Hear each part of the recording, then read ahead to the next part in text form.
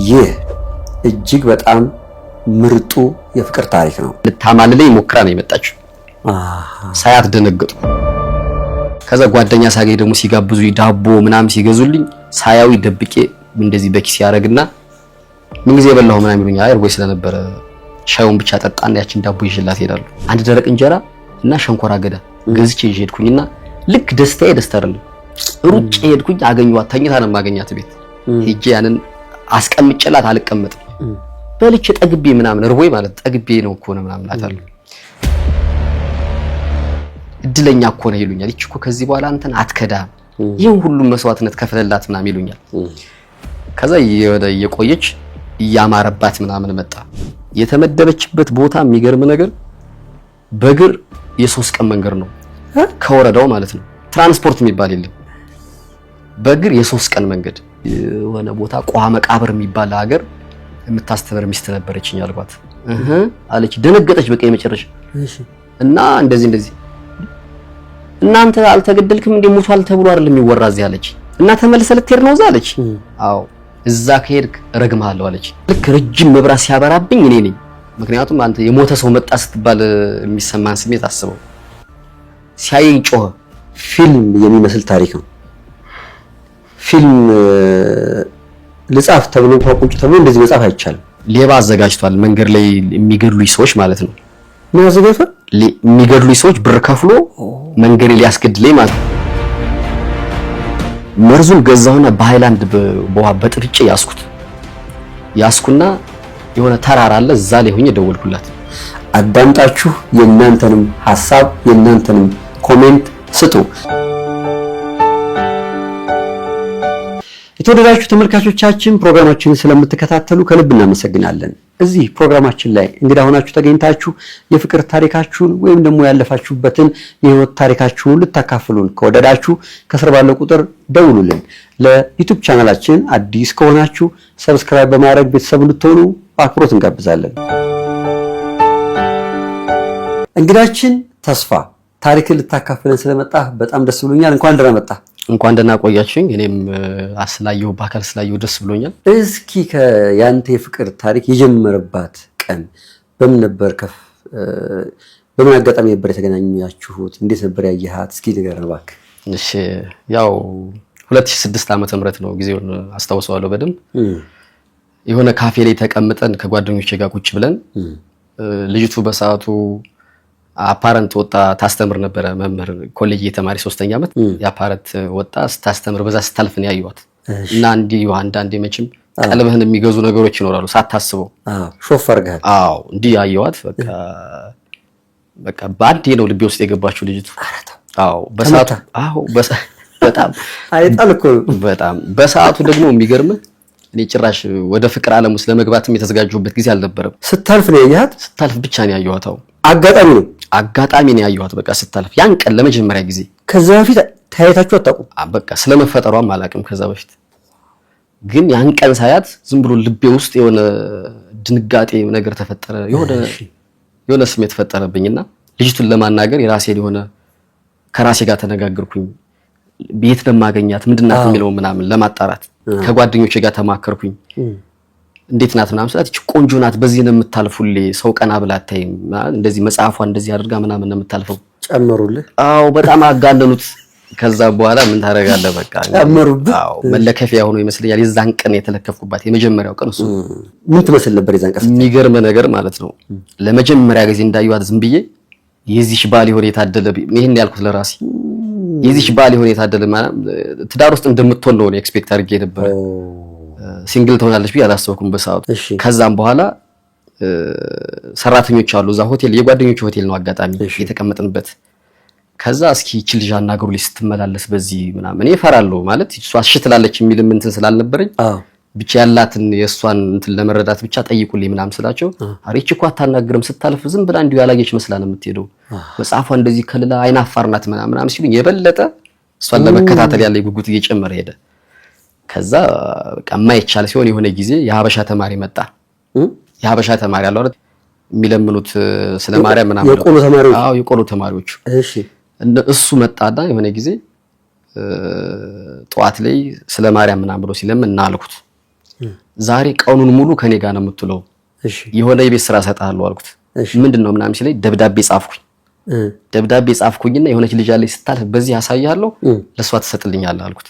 ቀኑን ሙሉ ላይ እንጀራ ስሰጥነ ሙሉ እዚህ አልኩት። ከዛ ደስታውን አልቻለውም። ልጅ የቀኑን ሙሉ ወጪ እሸፍናለሁ ሸፍ ከቨር አደርጋለሁ እኔ እቺን ብቻ ውለታው አይደለም ምናምን ስለው ችግር የለውም ማለት። ለምን እሱን መረጥክ? በቃ አጋጣሚውን ደብዳቤ እንዲሰጥልኝ ማለት እሷም ጋር አጋጣሚ ነው። ይሄንንም አጋጣሚ እንግዲህ ለመልካምነት የተጠቀምኩበት። ከዛ ከሰዓት አስተምራ ወደ ቤቷ ስትመለስ ከርቀት አሳየሁት። አስተማሪ ነች እንዴ? አፓራንት ወጣ ያስተማረች ነው። አፓራንት ወጣ ያስተማረች ነው። 3ኛ ዓመት ሆና ቀጣይ ዓመት ነው የምትመረቅ። 3ኛ ዓመት ላይ አፓራንት ይወጣሉ። በዛችሁ መንገድ የምትመለስ በዛችሁ መንገድ ነው የምትሄደው። ወደ ቤቷ የምታስኬዳት መንገድ ናት። በቃ ይሄ በዚህ መንገድ እንደማገኛት ልጅቱን ቢያንስ መልእክቴን እንዲደርሳት እኮ ነው። እኔ እኮ ልጅቱ በሰዓቱ ነፃ ሆና ለኔ ጋር ትሆናለች ብዬ አላስብኩም። ግን ቢያንስ ስሜቴን የምትረዳኝ የሚያናግርልኝ ሰው አጣሁ። እኔም ድፍረቱን አጣሁት። ቆሞ ለማናገር። ከዛ ቢያንስ ይሄን ደብዳቤ ይስጥልኝ ምናምን ብዬ ትክክለኛ የውስጤን ስሜት ጻፍኩና አዘጋጅቼ ያን ተማሪ እንደ መልካም አጋጣሚ ተጠቅሜ አሳየሁት ከርቀት። ልጁም እንደተባለው ተከታተላትና ከሴት ጓደኛዋ ጋር ነው እየሄደች የነበረች። አስቆማት። አስቆመና ትየንቺ አላት።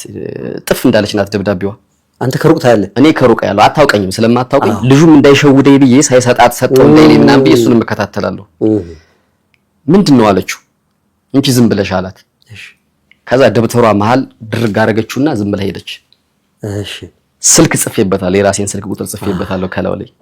ከዛ ቤቷ ሄዳ አጋጣሚ 12ኛ ክፍል ተማሪት ነበረቻት በዛን ሰዓት። ለሷ ያን ደብዳቤ ታሳያታለች።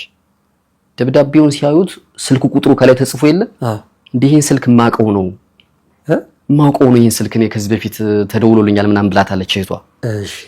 ስለዚህ ምን እናድርግ? ቅጠሪውና ናበዩና እንየው እስኪ ልጁ ምን አይነት እንደሆነ ማውቀው ከሆነም ያን ያየዋለሁ ምናምን ትላታለች። እህትዬ ማለት ነው። ከዛ ወደው ተደወለልኝ። ደብዳቤው ግን በአንተ እይታ የጻፍክበት መንገድ ምናምን አሳምኖታል ብለህ ታስባለህ? የሆነ ነገር ፈጥሯል? በጣም ፈጥሯል። አደገኛ ደብዳቤ ጻፍኩ። በጣም አደገኝ ማለት የልቤን ትክክለኛ ውስጤን ነው የጻፍኩት። በቃ ራሴን ነው የገለጸላት። ከዛ ደወለችልኝና አሁን ደብዳቤ ተልኮ ነበረ ምናምን አለች። አዎ እኔ ነኝ አልኳት። ደብዳቤ አልቀረም በዚህ ሰዓት ምናምን ስትለኝ በቃ እኔ እንግዲህ የቻልኩት በዚህ ነው መግለጽ የፈለኩት ፈራው ምናምን ነገር አልኳት። እንገናኝ እስኪ ላግኝ አለች። የት ልምጣ ምናምን ስላት ሰፈራቸውን ነገረች። ሰፈራቸው ደግሞ ይገርማል ወጣ ያለ ነው። ከከተማው ወጣ በላይ ጫካ ምናምን አለበት። እንዲህ ልጅማ ልታስገርፈኝ ነገር ነው እንዴ ምናምን አልኩና ተጠራጠርኩ። ደግሞ ፈራው። ባንዴና ስትለኝ ከዛ ጓደኛዬ ያለሱን ሳማክረው ሂድ በቃ ችግር የለም ራስን ጠብቀህ ሂድ እስኪ አይታወቅም እኮ ልትዋወቅ ፈልጋ ይሆናል አለኝ። ሄድኩኝ ሰፈራቸው ገባሁ አለች። ቦታውኝ ስደውልላት ወጣችና ሰላም አለችኝ። ቤት እንሄዳለች። ለካ በስልኩ ደውላ ያናገረችኝ እህቷ ናት። አውቀዋል ያለችት ማለት ነው። እሷ መጣች። ዳንሂድ ምናምን ስትለኝ እኔ አልሄድም ከመጣሽ ነይና ከተማ ሄደሽ ሻይ ቡና እያልን እናወራ አልኳት። እንደዛ አይደረግም ቤት ከመጣ ቤት እንሄዳለች። የቤት እንግዳውስ እኔ አልመጣም ዛሬ ተዋውቀን ገና ሰው ቤት አልመጣም ምናምን ስላት እህትየይቱ ልታየኝ ወጣች። ውሃ ልትቀዳ አስመስላ ጀሪካን ይዛ ምናምን መጣች። ስታየኝ አታውቀኝም። ተመልሳ ገባች። ሌላ ጊዜ እንገናኛለን ምናምን ተባብለን ተለያየን የዛን ቀን። ከዛ በኋላ ስልኳን ያስኩኝ መደወል ካርድ ሞላላታለሁ ምናምን ዝም ብዬ ምናምን የ25 ብር ያኔ 25 ብር ብዙ ነው 2006 ነው። ካገኘው ለሷ ሞላ። ከዛ ታዋትለኝም አትቃወምም ካርዱን ትጠቀማለች። ከዛ እያወራን የምትሄድበት ቀን ደረሰ። አፓራንቱን ጨርሳ ማርቆስ ነበር የምትማር ያኔ መምህራን ኮሌጅ 3ኛ ዓመት። ከዛ ልሄድ ነው አለችኝ። በቃ ያን መደፋፈር ምናምን ጀምሬ የለ ያገኘኋት እየደወልኩላት ልብልብ ሰምቷል። ከዛ ስጠይቃት እኔ እኮ ጓደኛ አለኝ አለች። ስጠይቃት ማለት ምን አልካት? የፍቅር ጥያቄ አቀረብኩላት። በቃ እንዴት ነው ማለት እንዴት አየሽው ጥያቄ ምናምን ስላት ያው በሰዓቱ እህት ያውቃለሁ ብላኝ ነው እንጂ እንደዛ አይነት ስሜት ተሰምቶኝ አይደለም እኔ ጓደኛ አለኝ አለች። ነው ምናምን አልኩኝ። እንግዲያውስ አልኳት ማለት በጣም ነው ያዘንኩኝ እንደዛ ስትለኝ። እንግዲያውስ ቢያንስ በእህትና በወንድምነት እንቀራረብ። በቃ እኔ ካንቺ መራቅ አልፈልግም። እንደ እህት አትሆኝልኝም ማለት እህት የለኝም በነገራችን ላይ እንደ እህት አትሆኝልኝም ስላት እሆናለሁ አለች። ስለዚህ በእህትና በወንድም እንቀጥላለን ከዚህ በኋላ አልኳት። ምርጫም አልነበረኝም በሰዓቱ የምሬ ነው እንደዛ ያልኳት። ከምትርቀኝ ቢያንስ በእህትነት ፍቅሯን ብትሰጠኝ ብዬ ነው። ከዛ ማርቆስ ያቺን ደብዳቤ ለካ እሷ አስቀምጣታለች፣ ተማሪ የሰጣትን ደብዳቤ። ከዛ ሄዳ ለጓደኞቿ ምናምን እንደዚህ ገጥሞኝ ምናምን ብላ ያን ደብዳቤ ታሳያቸዋለች። እንዴ ምን አይነት ሰው ነው ይሄን ደብዳቤ የጻፈው በዚህ ሰዓት? ማለት የእውነት ይገርማል። ደብዳቤው የጻፍኩላት ደብዳቤ ማለት ነው።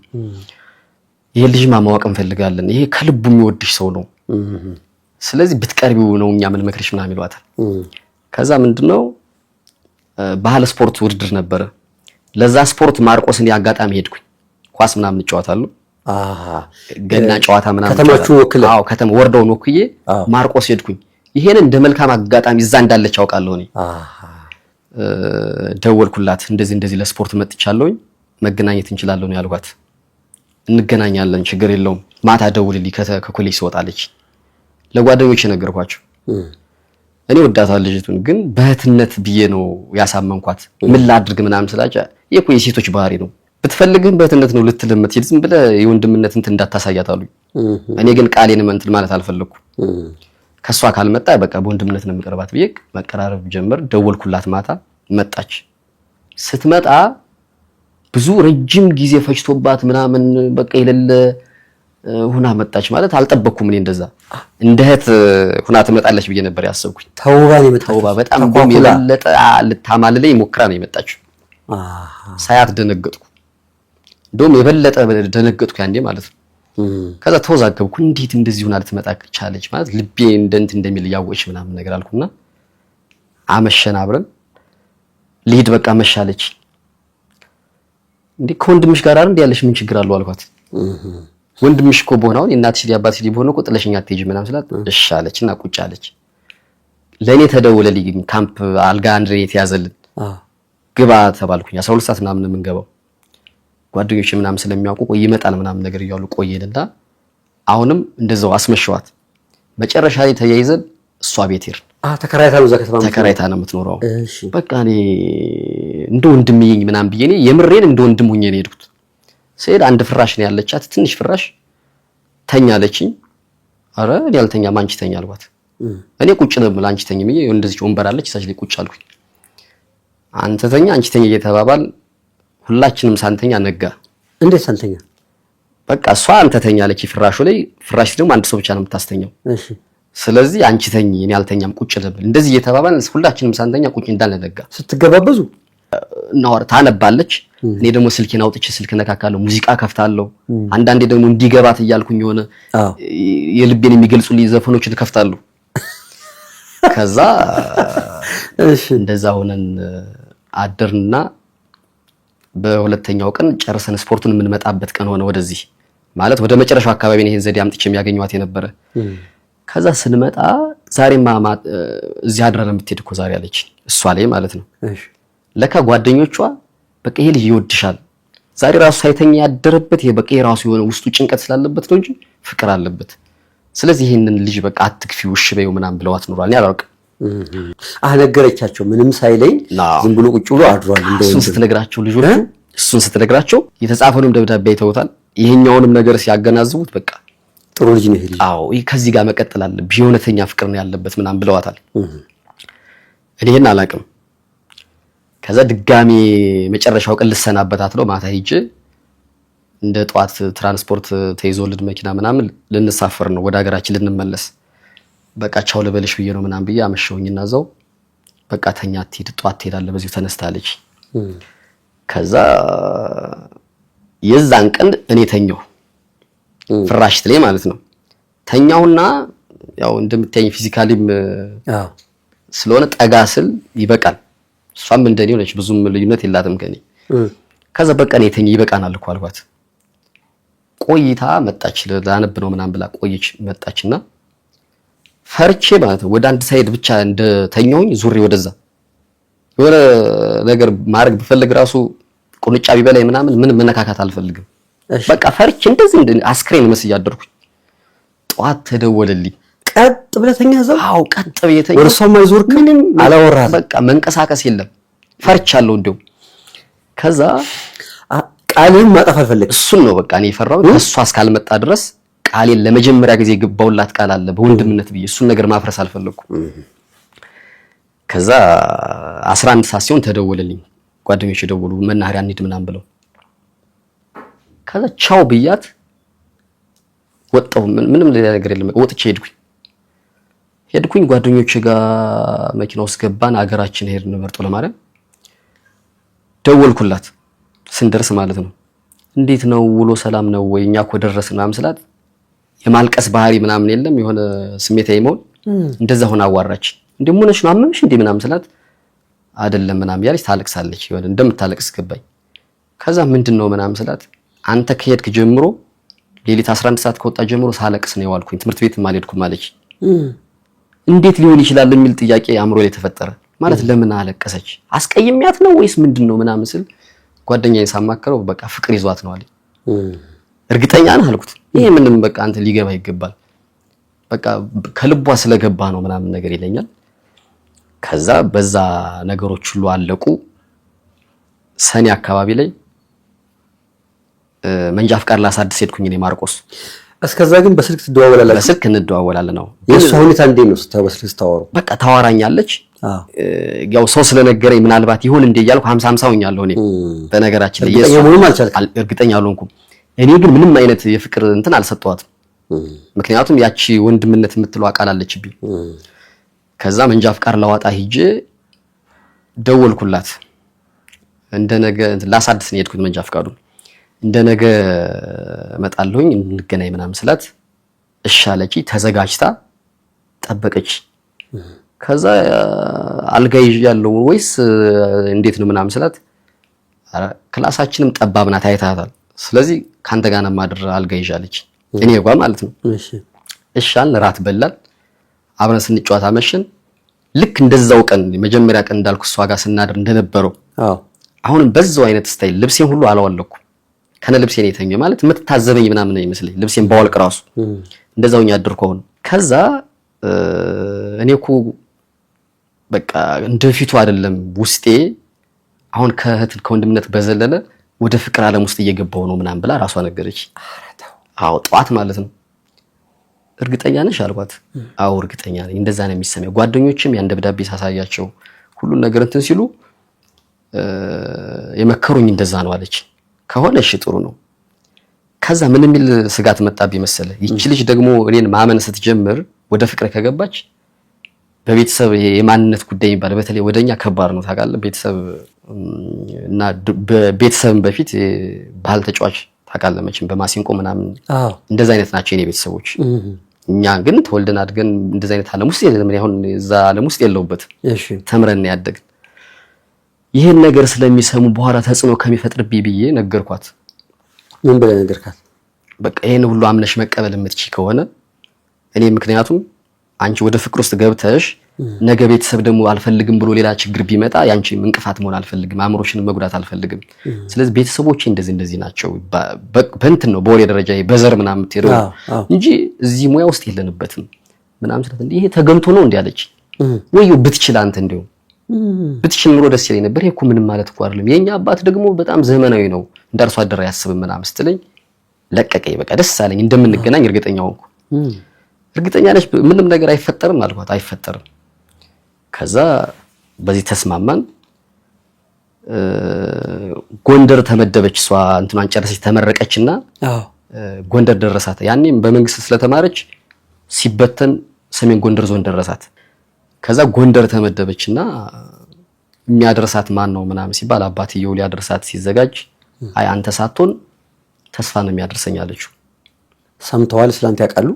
ዝም ብሎ እንዲሁ እንደማንኛውም ሰው በኢንፎርሜሽን ደረጃ ከሆነ ልጅ ጋር ምናምን ስትመረቅም አይቶኛል ሰውየው። ከዛም በኋላ እሱን ወስድ እንዴት ያ ልጅ እኮ ህፃን ነው እንግዲህ 2006 ነው ብያለሁ። ካሁኑ 12 ዓመት ምናምን ስትቀንስ ደግሞ የተወሰነ እንትን እላለሁ። እንዴት አመንሽው ይሄን ልጅ ምናምን ሲሏት በቃ አምነዋለሁ። ከእድሜውም አስተሳሰቡ ከሁሉ በላይ ነው። እሱን አምናለሁ። እሱ ጋር ነው የምሄደው ምናምን ስትለው እሺ ትራንስፖርት አዘጋጅላችኋል ይወሰድሽ ምናምን ብሎ ብር ተዘጋጀ። ተመቸኛው ይዣት ሄድኩ። ረጅም ሰዓት ተገኘት እኮ ነው። አዎ ከባህር ዳር ጎንደር ሄድን። ያኔ አልተከፋፈለም ነበር። ደቡብ ጎንደርና ሰሜን ጎንደር ብቻ ነበር። ከዛ ደልጊ የሚባል ወረዳ ደረሳት። ደልጊ ይባላል። አለፋ ጣቁሳ ይባላል። አሁን ተከፋፍሎ ጣቁሳና እንደዛ ነገር ሆኗል። ያው ጊዜው ሄድ ስላለ ትንሽ እንትን ይለኛል። ደልጊ ይባላል። እዛ ደረሳት ሄድን። አሁንም እዛ ሩቅ ነው። አዎ ሩቅ ነው። ዙረ ተመለሰ እንደዚህ ነው የምትመጣ። ጣና ዳር ጋር ይዋሰናል ደልጊ። ለባህር ዳር አዋሳኝ ነው። አሁን ከባህር ዳር ደልጊ ትራንስፖርት አለ፣ የውሃ ትራንስፖርት ማለት ነው በጀልባ። ከዛ ደልጊ የምትባለው ከተማ ደረስንና በመኪና ሄዳችሁት? በመኪና ነው። እሺ ከዛ አላፋጣ ቁሳ ወረዳ ደልጊ ተመድበሻል ተባለች። ስንጠይቅ ምን አይነት ነው ቦታው ምናምን ስንል ወረዳው ያለበት ቦታ አሪፍ ነው፣ ትምህርት ቤቶቹ ግን በጣም ሩቅ ናቸው። እንግዲህ የድል ጉዳይ ነው እድልሽን ምናምን አሏት። ከዛ ደልጊ ሄድና የሆነ ዶርም ያዝ። አጋጣሚ ለበዓል ቅዱስ ዮሐንስ አካባቢ ነበረና ማዘር ደግሞ ብቻዋን ናት፣ የኔ እናት ማለት ነው። እኔና አንድ ልጅ ነን ያለናት፣ እሱ መምህር ነው ሌላ ቦታ ነው ያለ። ማዘር ብቻዋን ከምትውል አብሬው ይልምጣ እንዴ ምናምን ስላት ትሄዳለችኝ። ሄድኩኝ። እሷን እዛው አደራ በያለበት ሰዎች እዛ ለተከራየችባቸው ሰዎች አደራ አልኩኝና እኔ ሄድኩኝ። የተከራየው ሆቴል ሩም ነው? ሆቴል ሳይሆን ዶርም ነው። አነስ ያለች የወረዳ ከተማ ናት። ቤት አለ ኪራይ ኩለ ወር ምናምን የምትከፍለው ተማሪዎች ነው የሚከራዩበት። እንደዛ ተከራየ። እዛ የምትቆየው እስከምትመደብ ነው? እስከምትመደብ ብቻ ነው። ከዛ በቃ በዓል እንዳይደብራት ብቻዋን እንዳትሆን ከናንተ ጋር ተዋል። የተወሰነ ነገር አስፈላጊ ከሆነ እኔ በእርግጥ ስራ የለኝም ብር የለኝም፣ ግን ከቤተሰብ ጠይቄ የሆነ ነገር አደርጋለሁ ብቻዋን እንዳይከፋት ምናምን ብዬ ሰዎችን ተናግረን ሄድኩኝ። እኔ እንደሄድኩኝ ተመደበች። የተመደበችበት ቦታ የሚገርም ነገር በእግር የ3 ቀን መንገድ ነው ከወረዳው ማለት ነው። ትራንስፖርት የሚባል የለም። በእግር የ3 ቀን መንገድ። ከዛ እያለቀሰች ደወለችልኝ። ምን ሆነሽ ምናምን ስላት ቋ መቃብር ይባላል እዛ ቦታ በጣም ሩቅ ነው አሉ፣ እዛ ደረሰኝ ምናምን አለች። እና ምን ይሻላል አልኳት።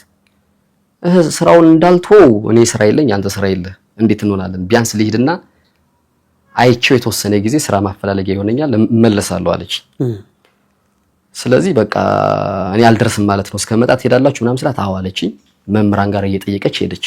እሺ ቦታውን አይታው ምናምን ለደሞዝ ተመልሳ ስትመጣ ደወለችልኝና ሄድኩኝ። እኔ እሷ አይታው ተመልሳ መጣ ማለት ነው እዛ ወረዳው ላይ። ከዛ ሄድኩኝ አብረን ተያይዘን የሚገርም ማለት ነው በቃ መፈጠሬን እስከምጠላ ድረስ በቃ መንገዱ ማለት ነው በጣም በረሃ ነው። ሙቀት አለው እንዳለ በጣም ያስፈራል። ለመኖር አይቻልም እዛ ቦታ ላይ። እስኪ ንገረኝ ስለአካባቢው ምንድነው እንዴ ነው የሚኖሩት? ስለዛ ቦታ ሳነሳ ራሱ አሁን ራሱ እኮ የሆነ ነገር ይሰማኛል። በጣም ሙቀት ነው። እንደዚህ ባይልህ ያየው ነው የሚመጣ ሙቀቱ እንደዚህ እየተግለበለበ መጥቶ ነው ግርፍ አድርጎ ምናምን የሚሄድ። የምትጠጣው ውሃ በጣም ሙቀት ነው። እባብ ነው እንዳለ መንገዱ ሁሉ እንደዚህ እያልክ እየፈራ ነው የምትሄደው። ከዛ እዛ ደረስኩኝ። ሴት ስለሆነች መጠለያ ተሰጥቷታል። አርሶ አደር ቤት ለሴቶች መምህራን ቤት ምናምን የለም እዛ። እሺ ትምህርት ቤቱ ራሱ ዝም ብሎ ስታየው በጣም እንትን ነው። አሁን ተስተካክሎ ካልሆነ በሰዓቱ። ከዛ አሁን አርሶ አደር ቤት ተሰጥቷት ጎጆ ቤት ሄደች። ባለቤቴ ነው ምናምን ብላ ስታስተዋውቀኝ አንዱ ምን አለኝ መጣና አንተ ልጅ አለ ይቺን ልጅ ይዘሃት ሂድ፣ እዚህ ቦታ ቆየች ማለት አትገናኙም አለኝ። ማለት አልኩት በቃ ልንገር ብዙ ሴቶች ከጎጃም መጣው እዚሁ ወልደው አግብተው የቀሩ አሉ። ህግ የለም እዛ ቦታ ላይ። በጣም ሩቅ ነው እኮ ከምነግር በላይ ሰፊ ነው። ጠረፍ ነገር ነው ይመስል። ይቺን የመሰለች ልጅ እዚህ አድርጋት ሄድክ ማለት አታገኛትም። ስለዚህ በኋላ እንዳይጸጸት ይዛት ሄዳለኝ። ይዣት እንዳልሄድማ እኔ ገቢ የለኝም ስራ የለኝም ገና አልገባውም እንዴት እንሆናለን ምናምን ስለው እንግዲህ ምርጫው ያንተ ነው ሌላ አልነግርህም አለኝ። የአካባቢው ነዋሪ ከዛ እኔ ምን ወሰንኩ እዛው ሁኜ መጠበቅ። በቃ አማራጭ የለኝም። ከዛ መምህራን እዛው እንደምቀመጥ ሲገባቸው ሴራ ማሴር ጀመሩ። እኔ ላይ ወንድ መምህራን አሉ? ወንድ መምህራን በቃ 2 ብቻ ናቸው ሴት መምህራን ያሉ፣ ሌላው ወንድ ነው። አንዷን ሴት ደግሞ አንተ የጠበቅክ ነው? ያቺኛዋም ሴት ደግሞ እኛ ጋር ነው ያለች እዛው ጎጆ ለሁለቶች ሴቶች ጋር ሁኝ ተብላ ያቺኛዋም እኛ ጋር ነው ያለች። ስለዚህ አንተ 2 ሴቶች አካባቢ ያለው ወንድ አንተ ነህ? ደበራቸው። ከዛ ምን ብለው ያቃስራሉ መሰለ ለአርሶ አደሩ ይሄ መምህር አይደለም፣ ዘርፏችሁ ቢሄድ ገሏችሁ ቢሄድ እኛ ኃላፊነት አንወስድም። ስለዚህ ያላችሁ አማራጭ ይሄ ልጅ መባረር ነው ከዚህ ምናምን ይሏቸዋል። ወዲያው ቤት የሰጡን ሰዎች አኮረፉኝ። በመነገው ደናደራችሁ ምናምን ስላችሁ ዝም አሉ። ምንድን ተፈጠረ ምን አርጌ ነው ምናምን ስል ምንም የለም የሚያናገር ሰው አጣሁ። አንተ ምን ስታረግ የምትለው እዛ? እሷ ታስተምራለች። እሷ ልታስተምር ትምህርት ቤት ስትሄድ እኔ ያቺኛው እስከኛ ጋር አይደል ያለች እነሱ ሁለቱ ነው እኔ አንዱ ሆኜን ምናምን እንዳይደብራት ያልኩ እንጨት ሰብር ነው ሙሉ እንጨት ሰብራለሁ ውሃ ቀዳለሁ ገበያ መሄድ ካለብኝ እኔ ነኝ የምሄድ ማለት በጣም ሙቀት ነው ለነሱ ማለት የምትበሉት በቃ ለልጅቱ ጭምር ለዛችኛዋ ጭምር እንዳይደብራት ብዬ ማለት ነው ምክንያቱም እኩል ይደረግ ቢባል አሁን እኛ ሁለት ስለምንሆን ያቺኛዋ እንዳትሳቀቅ ብዬ እንደዚህ አርጌ ካልሴን አስገብቼ በዚህ ልብሴን ማለት ነው ሱሪዬን በዚህ በካልሴ ውስጥ አስገብቼ እባብ እንዳይበላኝ ምክንያቱም ሳሩ ሁሉ እባብ ስለሆነ እንደዛ አረጋለሁ ቀን ተኝቼ እውላለሁ እንደዛ ያረኩ ይቆየውኝና የሆነ ቀን እሷ ምን ትል ነበር እዛ በመቀመጥ በቃ እሷማ የተወሰነ ቀን አመቻችተን አብረን ልንመጣ ነበር የተባባን ጥላው ልትመጣ ማለት ነው ትንሽ የተወሰነ ስራና የሚቀይሩ ይኮነ ይቀይሩኛል የማይቀይሩ ይኮነ ደግሞ የተወሰነ መንቀሳቀሻ አንድ የሁለት የሶስት ወር ደሞዝ ለያዝና እንሄዳለን ነው የምትለኝ ነበር እንጂ ደስተኛ ነች በመኖር ደስተኛ ናት አዎ ከዛ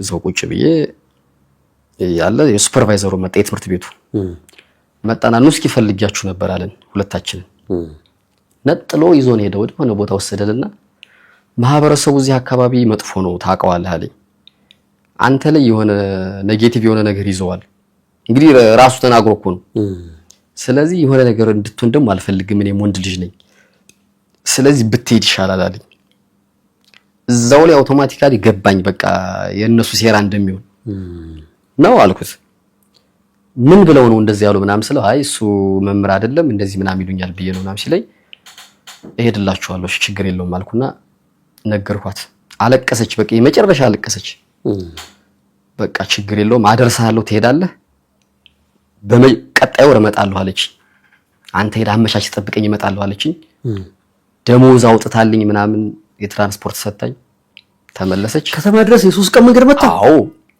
በእግር አዎ መሀል ላይ የታደረ የት የምታደረው በቃ ታድራለህ መሀል ላይ እድለኛ ከሆንክ ደግሞ ሞተር ሳይክሎች ይመጣሉ አስደውለህ ምናምን እድለኛ ከሆንክ ነው ካገኛችሁ ከመጡልህ 400 ብር ምናምን ከፍለህ ያደርሷል የአንድ ቀን ከምናምን ብቻ ይሆንልሃል ከዛ እኔ በእግር ጉዞ ችግር የለብኝም ሄድኩኝ አገሬ ገባሁ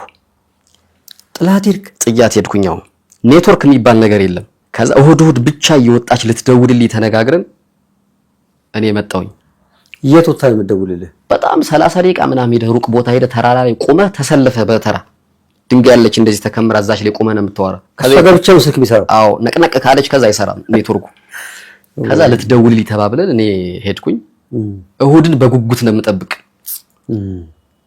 ምክንያቱም እሷ ካልደወለች እኔ ደውዬ አይሰራም ከዛ ሳይ አትደውልም አንድ እሁድ አለፈኝ ቀጣይ እሁድ ስጠብቅ አሁንም አትደውልም የሆነ ነገር አለ ማለት ስለዚህ ያ የተሰራው ሴራ ተግባራዊ ሆኗል ማለት ነው ያልኩኝ በቃ በቀጥታ ማለት ነው የሆነ ነገር ጠረጠርኩኝ አውቶማቲክ ምክንያቱም አትችልም አትጨክን ያን ያክል ጊዜ ትቆያለች ብዬ አላምናትም በሰዓቱ ከዛ እንደዛ እንደሆነን ሰከንድ ሴሚስተር ይዘጋል አይደል ጥር ላይ ሁለተኛው ሰነ ትምህርት የሚጀምርበት ለዛ የሩቆች ሂዱ ምናምን ተብለው ተለቀው መጣዋለክ አልነገረችኝም ባህር ዳር ሁሉ ሆና ኔትወርክ የሚሰራበት ቦታ ሁሉ አሁን አልደወለችልኝም ከዛ እኔ ቁጭ ብዬ ዶርም ይዤ ለሷ ስራ አመቻቻለሁ ያፈላለኩኝ የት በተመረቀችበት ምርጦ ለማርያም በተመረቀችበት የምትገባበት ወደ ሰፈር አልተመለስክም አንተ ከተማ ነው ቁጭ አልኩኝ ዶርም ይዤ ምርጦ ለማርያም ነው ቁጭ አልኩኝ ስራ እየፈለክ ለኔ ፈልጋለሁ ለሷ ፈልጋለሁ ይሄ ሁሉ ነገር እያደረኩ ያለ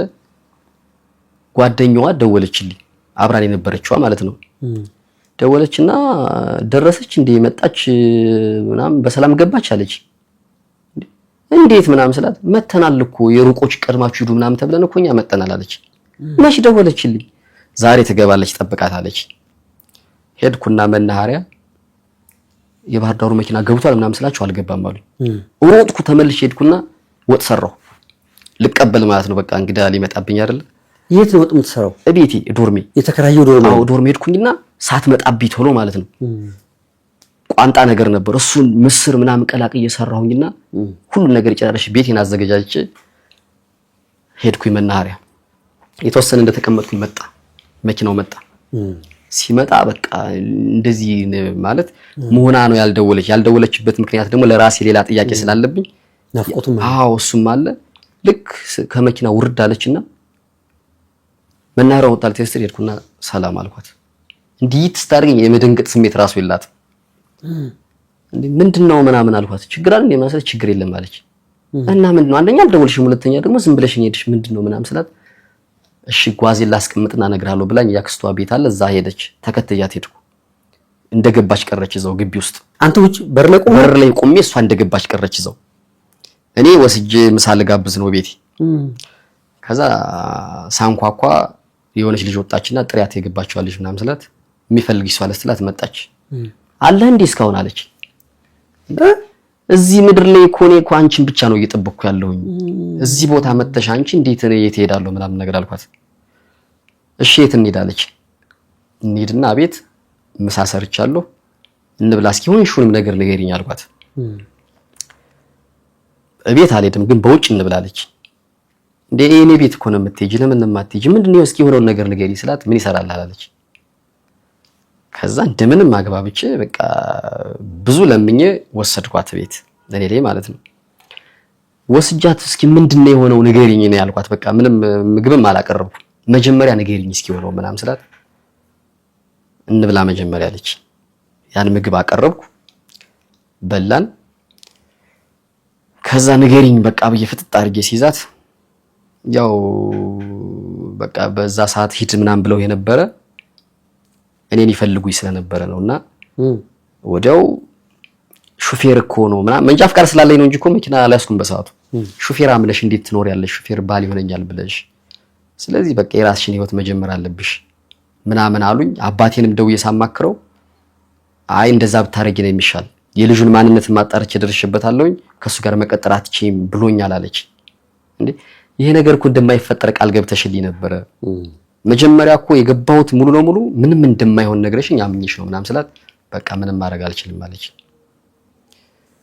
በቃ በሰዓቱ የተሰማኝ ስሜት ልነግርህ አልችልም። በቃ ምንድነው ማለት እንደዚህ ነው ማለት ነው እኔ ጣፋንቴ የምኖረው ከዚህ ሁሉ ነገር ራሴን ለምን አላጠፋም? እሷ እያለች እግዚአብሔር እንደምነገር በቃ ቀብራኝ እንድትሄድ ፈለኩ። ቢያንስ እስቲ ቀብራኝ ትሄድ እስኪ ደስ የሚላት ከሆነ ምናምን ብዬ 100% ለመሞት ወሰንኩ። ያን ቀን እንደዛ ብላ ተለያያችሁ? እንደዛ ብላኝ ቤቷ ሄደች። የነሱ አገር ደግሞ ከመርጦ ለማርያም ወጣ ትላለች፣ ትንሽ 7 ኪሎ ሜትር ምናምን አካባቢ ናት። እዛ ቤተሰቦቿ ጋር ሄዳ ለአባቷ ትነግረዋለች።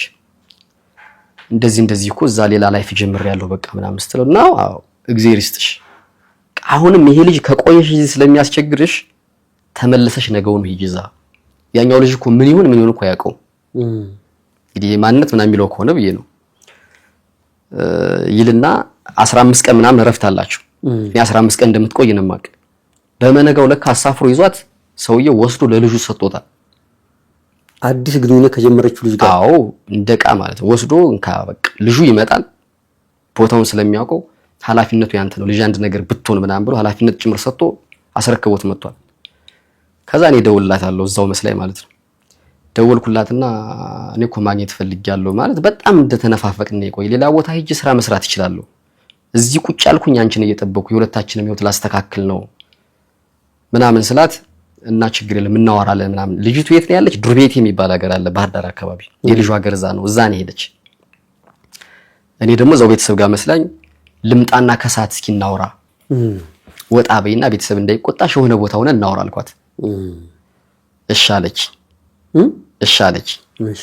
እሺ ስትለኝ መርዝ ገዛሁ። ምክንያቱም እሺ እንደማትለኝ እርግጠኛ ነኝ። በቃ ፊቷ መሞት ነው የፈለኩኝ እኔ።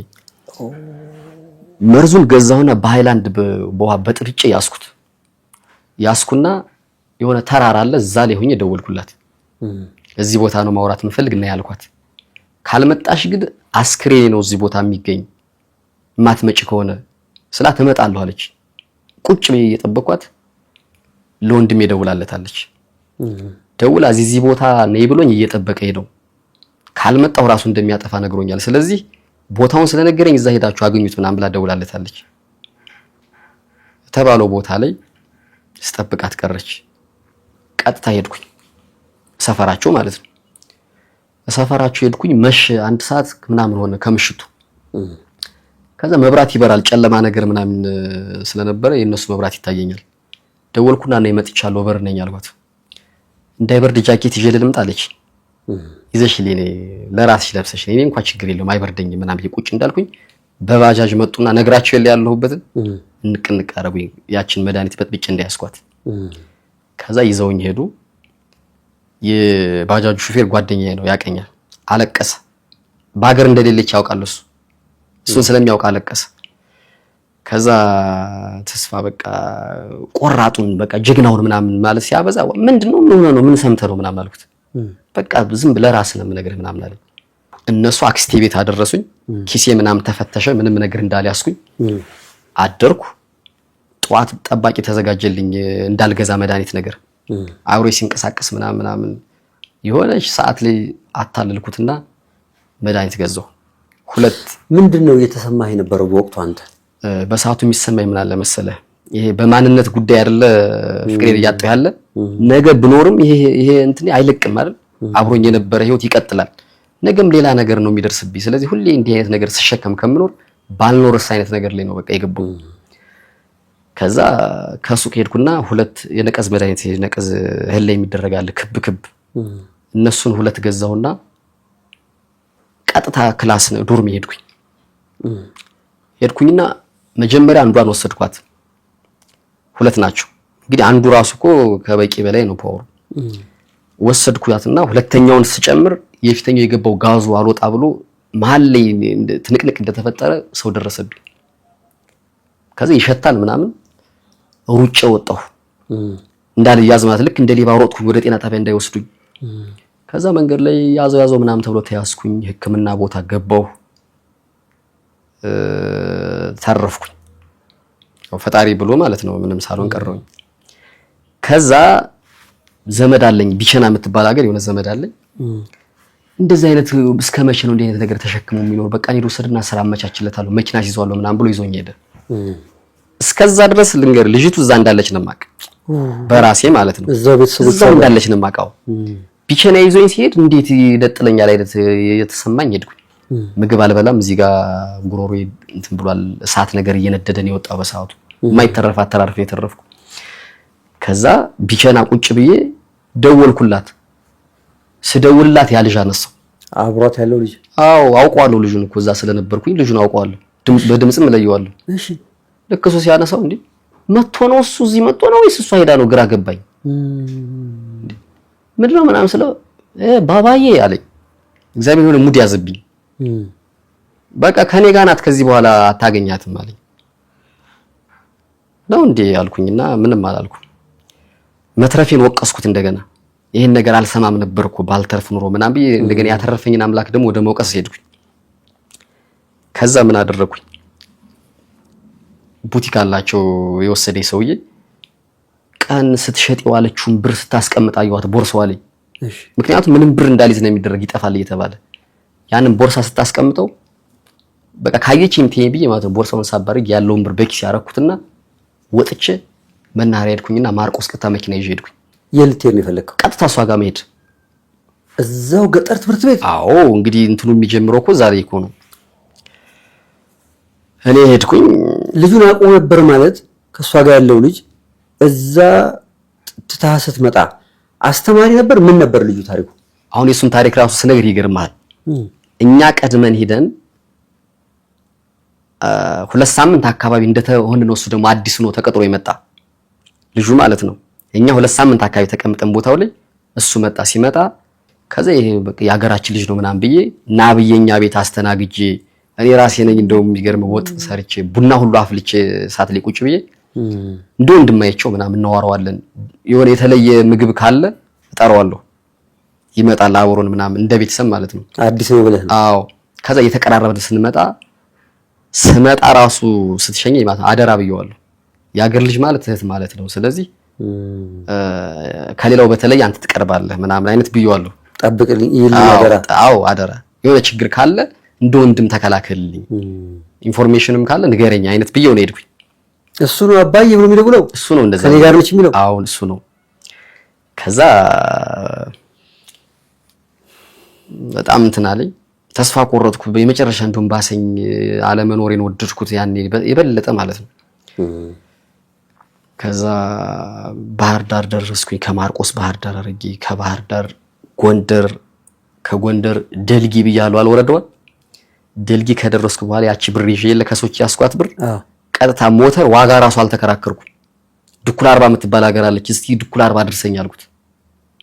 300 ብር ትከፍላለህ አለኝ። ትንሽ ኮናት። አዎ ቀጥታ ይዞኝ ድኩል 40። ከዛ በኋላ ሌሊትም ቀንም መጓዝ ብቻ ነው። ምግብ አልበላም። መዋጥ አይችልም ጉሮሮ የመርዙ የሆነ እንትን ፈጥሮብኛል እያልኩኝ በእግሬ በቃ ምግብ መብላት የለም ምን የለም። በሞተር ከሄድኩኝ በኋላ ግድዬ የምትባል ቦታ አለች። የመጀመሪያው በቃ መጥፎ በረሃ የሚጀምርበት እዛች ድረስ 2 ሰዓት ነው የፈጅ በእግር። ከዛም በኋላ መሽቶ አይደል የደረስኩኝ። እኔ መሄዴን አላቋርጥም፣ አላርፍምም፣ አልቀመጥም፣ ምን አልልም። በቃ እየሄድኩኝ ብቻ በሁለተኛው ቀን ማታ ነው የገባሁኝ 12 ሰዓት አካባቢ። 2 ቀን በእግር ሄጄ ማለት ነው። ልክ እዛ እንደደረስኩኝ ለካስ ከቢቸና እንደጠፋው ወደሷ እንደሄድኩ ምናምን ኢንፎርሜሽን ደርሷቸዋል ሰዎቹ ማለት ነው። ከዛ እዛ አካባቢ ላይ ለካ የተደራጀ ኃይል ተዘጋጅቶ ምናምን የመንግስት አካል ምናምን ለካ ጥበቃ የተደረገላት ነው ልጅቱን ያላቅም እንደዚህ ሊያጠፋት እየመጣ ነው ምናምን ተብሎ ልጅቱን ሊያጠፋት ሊገላት ነው ሄደ ምናምን ተብሎ የታሰበ። እሺ እኔ ደግሞ እንደዛ የታሰበ አልነበረም የነበረ በሰዓቱ። በቃ አይኖቼ ለያየች ትንገሬ ነው። ከዛ ሄድኩኝ ድረስ ስል ዙሪያዬን ወዲያው በቃ አውቶማቲካሊ ክብብ ተደረስኩና እጅ ስጥታሉኝ። ስንት ሰዓት ነበር ይደረስ? 12 ሰዓት አካባቢ ነው ሄድኩኝ። እርሰ መምሩን አስጠራሁት። መጀመሪያ አስጠራሁትና እንደዚህ አለች እኮ እሷ እኮ አለች ና እንጂ አለኝ። አልገባህም አንተ ስላልገባና ልንገር አልኩና ሁሉን ነገር ነገርኩት። ስነግረው አስገባኝ።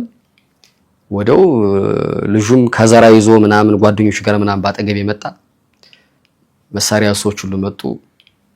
አልጋ ነገር የሆነ ወጣ ተደርጎ ልክ ሽፍታ ሲደረግ እንደሚደረገው የለም ለብቻ ተደረገልኝና እዛ ተኛ ተባልኩ። ዙሪያዬን እየተጠበቅኩ ሜዳ ላይ ማለት ነው። እዛ ላይ ተኛው ስለ ያው እንደዚህ ተባልኩኝ ሆንኩኝ። እንቅልፍ የሚባል ነገር የለም። ሲነጋ እሷ አላየችም። እንግዲህ አላየሁም ነው የምትል እሷ ሰምታለች ነው ፊት ለፊት አልመጣችም እንጂ መምህራን ሁሉ ሰምቷል እንደዚህ መጣ ተብሎ። ከዛ ቆዛ እንደሆንኩኝ ነጋ። ሲነጋ ጧት ይዘውኝ ሄዱ ትምህርት ቤት እዛው የምታስተምርበት ላይ። ማማን ነው የነበረው? አሁን ፖሊሶች ታጣቂዎቹም አሉ፣ ሽማግሌዎች አሉ፣ አስተማሪዎች ምንድን ነው የነበረው? ወመህ የሚባል አለ የትምህርት ቤት ውስጥ አመራሮች ማለት ነው፣ ከአርሶ አደሩ ምናምን የሚዋቀሩት እነሱ፣ እርሰ መምህሩ፣ ከዛ አንዳንድ ደግሞ ወደሱ ያልሆኑ መምህራን አብረው መጥተዋል በሰዓቱ ሊያስታርቁ ማለት ነው። እሺ ልጁን እናውቀዋለን እኛ ከዚህ በፊት እዚህ ቆይቷል። ጓደኛሽ ምን የሆነው ነገር ካልሆነም ደግሞ በአግባቡ ነው እንጂ መስተካከል ያለበት ምንድነው? እስኪ የጀመርሽው ነገር አለ እንደዚህ አዲስ ነገር አሏት። እዚህ የጀመርኩት ነገር የለም አለች። ነገር ግን ሰው እንኳን በፍቅረኝነት እያለ ወልዶ ራሱ ይለያያል። እኔ ቤተሰቦችን መርዳት ነፈልግ ከዚህ በኋላ ትቼው ነው አለች። እርግጠኛ ነሽ አላት እርሰ መምህሩ። ሌላ ነገር አልጀመርሽም ማለት አልጀመርኩም አለችው። ስለዚህ በቃ መሄድ ነው ያለው አማራጭ ምናምን አለች። ይሄ ተዘው ሀገሩ ተመልሶ ሄድ እኔም ስራዬን እንመሰራ እኔና እሱ አብረን አንቀጥልም አለች። የዛን ቀን ማታውሩ ልጁ ደግሞ ያኛው ምን ሲያደርግ አድሯል? ሌባ አዘጋጅቷል። መንገድ ላይ የሚገድሉኝ ሰዎች ማለት ነው። ምን አዘጋጅቷል? የሚገድሉኝ ሰዎች ብር ከፍሎ መንገድ ላይ ያስገድለኝ ማለት ስመለስ ድጋሚ እንዳልመጣ በቃ እስከ መጨረሻ የራሱ ሊያደርግ ነው። ከዛ በቃ ይሄድ ምናምን ተብሎ ተወሰደ። ሰው ብዙ ሰው አለቀሰባት። በሰው ባክሽ እንደዚህ ያድርግ ይሄ ልጅ አይንገላታ ምናምን ስትባል እምቢ አለች። ሄድኩኝ። ምን አልክ አንተ? በቃ አዘንኩ። የምር ነው የምነግርህ። ወዴት እንደሚሄድም አላውቅም። በቃ ዝም ብዬ ብቻ ውጣ ስለተባልኩ ከዛ አካባቢ ብቻ ችግር ላለመፍጠር እንቅስቃሴ ሲጀምር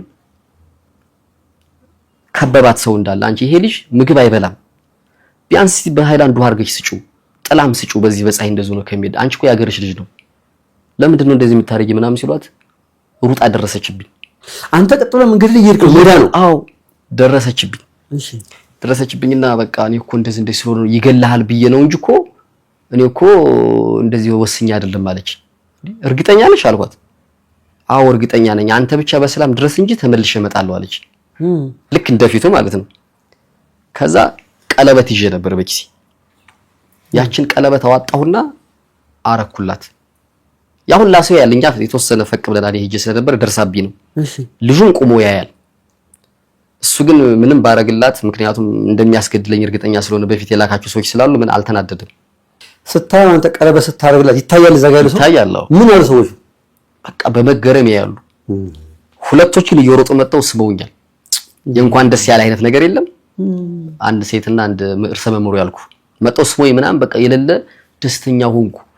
በቃ የበላው የጠጣው ያህል አልበላብኩ ግን በቃ እንትን ተሰማኝ። በቃ ደስተኛ ሆኜ እየሄድኩ እያለ 2 ሰዓት እንደተጓዝኩ የሰጠችኝ ውሃ ይዣለሁኛው ጥላ ይዣለሁ። ቦርሳ ነገር እንደዚህ ያስኳት ጁስ ምናምን አንዳንዴ እንዲቀራርጊ እዚህ ጋር ጠብ ማረጋት ጁስ ይዛለሁ። ድርቅ ሲል ቢብሮሮኝ ምግብ አልበላማ። ከዛ እየተጓዝኩኝ እያለ ከኋላያ እንደዚህ ስዞር 2 ልጆች ይከታተሉኛል። እሺ ምን ሊሆን ይችላል ምናምን የሆነ ራሴን ጠየቅኩ። ሌባ ይሆኑ ምናምን እስኪ ልደበቅ እንዲያልኩኝና መንገዷን እጥፍ የምታረግ ቦታ አለች። እዛች ውስጥ እጄ ድንጋይ ውስጥ ገባሁ። ጫካ ነው እንደዚህ ሆኖ ካለው ድንጋይ ትልቅ ድንጋይ አለ። የዕጣን ጭስ አለ አይደል ቤተክርስቲያን ላይ የሚጨሰው ያ የሚዘጋጅበት ዛፍ እዛ ነው ያለ። በቃ እንዳለ የዕጣን ግንድ ነው ያለ። አካባቢው ሰው የለበትም፣ ሰው የለበትም። በቃ ወለል ያለ ጫካ ነው። ተራራ ምናምን እኮ የለውም። ሌቭል ነው ቦታው፣ ግን ደግሞ በጣም በረሃ ነው። ድንጋይ ምናምን ያለበት። ከዛ ተደብቄ አሳለፍኳቸው ምናምን መስሎኝ እኔ ከኋላ ስከተል ለካ ፊት ሄደው ወሳኝ የተባለች ስትራቴጂ ቦታ ይዘዋል እነሱ። እዛች ቦታ ላይ ስደርስ ገደል ነው፣ በዚህኛውም ገደል ነው፣ በዚህኛው ገደል ነው። ወዴትም መሮጥ አትችልም። ከዛ ሸጥ ነው ጉድጓድ ነገር ማለት ነው። እዛ ላይ ልክ ስደርስ ከወደ ኋላ የድንጋይ ውርዋሮ ማአት መጣ። የሆነ በቃ የለም ድምጽ አለው ሲመጣ ድንጋይ እያለ ይመጣል። ከዛ እንደዚህ እያልኩ እንዴት ልከላከል? 2 ናቸው። መጨረሻ ላይ አዞረኝ። ያይኔ ሁላ ቢጫ ሆነ ምናምን ያው እንደዚህ ስንቀሳቀስ እንትን አለኝ። ከዛ ምን ፈልጋችሁ ነው አልኳቸው። ፊታቸውን በስካርፕ ነገር እንደዚህ ጠምጥመውታል እንዳለያቸው ማለት ነው። ምን ነው የፈለጋችሁት ምናምን ስለው ብር ነው ያለኝ። ብር አለኝ። ብር ሳይሆን የፈለጋችሁ ሰው ነው ልኳችሁ የመጣችሁ። ብር እንዳልፈለጋችሁ እርግጠኛ እኔ ጋር ብር እንደሌለ ታውቃላችሁ ምናምን ስል አንተ አለይ ብሎ ሊሰጥ ነው እንደሄድና አንገቱን ቆርጠጣሉ አሉ። ምን ይዘዋል? ዱላ ነው? ምሳር ይዘዋል። እቺ ስጋ የምትከተከትባት ፌሮ ነገር ሆና አጥፍ ብላ እንደ ከዘራ የሚጠቀሟታል። የሆነ ዛፍ ምናምን ለመቆረጫ የሚጠቀሟታል። እሷን ይዘዋል። ሁለቶቹም ይዘዋል። እሷን እንደምሞት እርግጠኛ ነኝ አለ። እኔ እኮ ራሴ ፈልጌ ላጠፋ ስፈልግ ነበራል። ያን ቀን ግን ፈራው ሰው ሊያጠፋኝ ስለሆነ መሰለኝ። ከዛ ዙሪያ ያየውና ለመንኳቸው። በቃ እናንተ ወንድ ልጆች አይደላችሁ ለምን እንደዚህ ታደርጋላችሁ? ለሚያልፍ ጊዜ ተው ምናምን ስል የለም መጣ። ልክ መጥቶ እንደዚህ ሊያነዝርብኝ ሲል ዝም ብሎ በቅጽበት የምትወስነው ውሳኔ አለ ስትደነግጥ። ቦርሳያን እንደዚህ ያስኩት እንደዚህ አርኩና ዞር አረኩና ዚፑን ክፍት ነው ያርኩት። ዝም ብዬ እንደዚህ ስከፍተው ወዴት እንደሄዱ ራሱ አላቅም። በቃ እግዚአብሔር ነው ከፊት ያጠፋልኝ። ሮጦ በቃ እንዳለ የሆነ ሽጉጥ ሊዋጣ መስሏቸው ይሁን ምን ይሁን አላቅም። ትተውኝ ሄዱ ካለውበት። አንተ ቃል አወጣህ እንዴ? ፉከራ ሁሉ ፎክር ያለው እንጂ በቃ አርበኛ ነኝ አልኩኝ። በቃ ያ በደመ ነፍስ በድንጋጤ የለም። በቃ ተወራጨው ፎከርኩ ምናምን የሆነ ነገር ስል ጥለውኝ ሄዱ። ቦርሳውን እየከፈትኩ ምናምን ከዛ ሲሄዱልኝ ድንጋይ ያነሳውና ማለት ነው መወርወር ጀመርኩኝ። አባረርኳቸው የተወሰነ እየወረወሩ።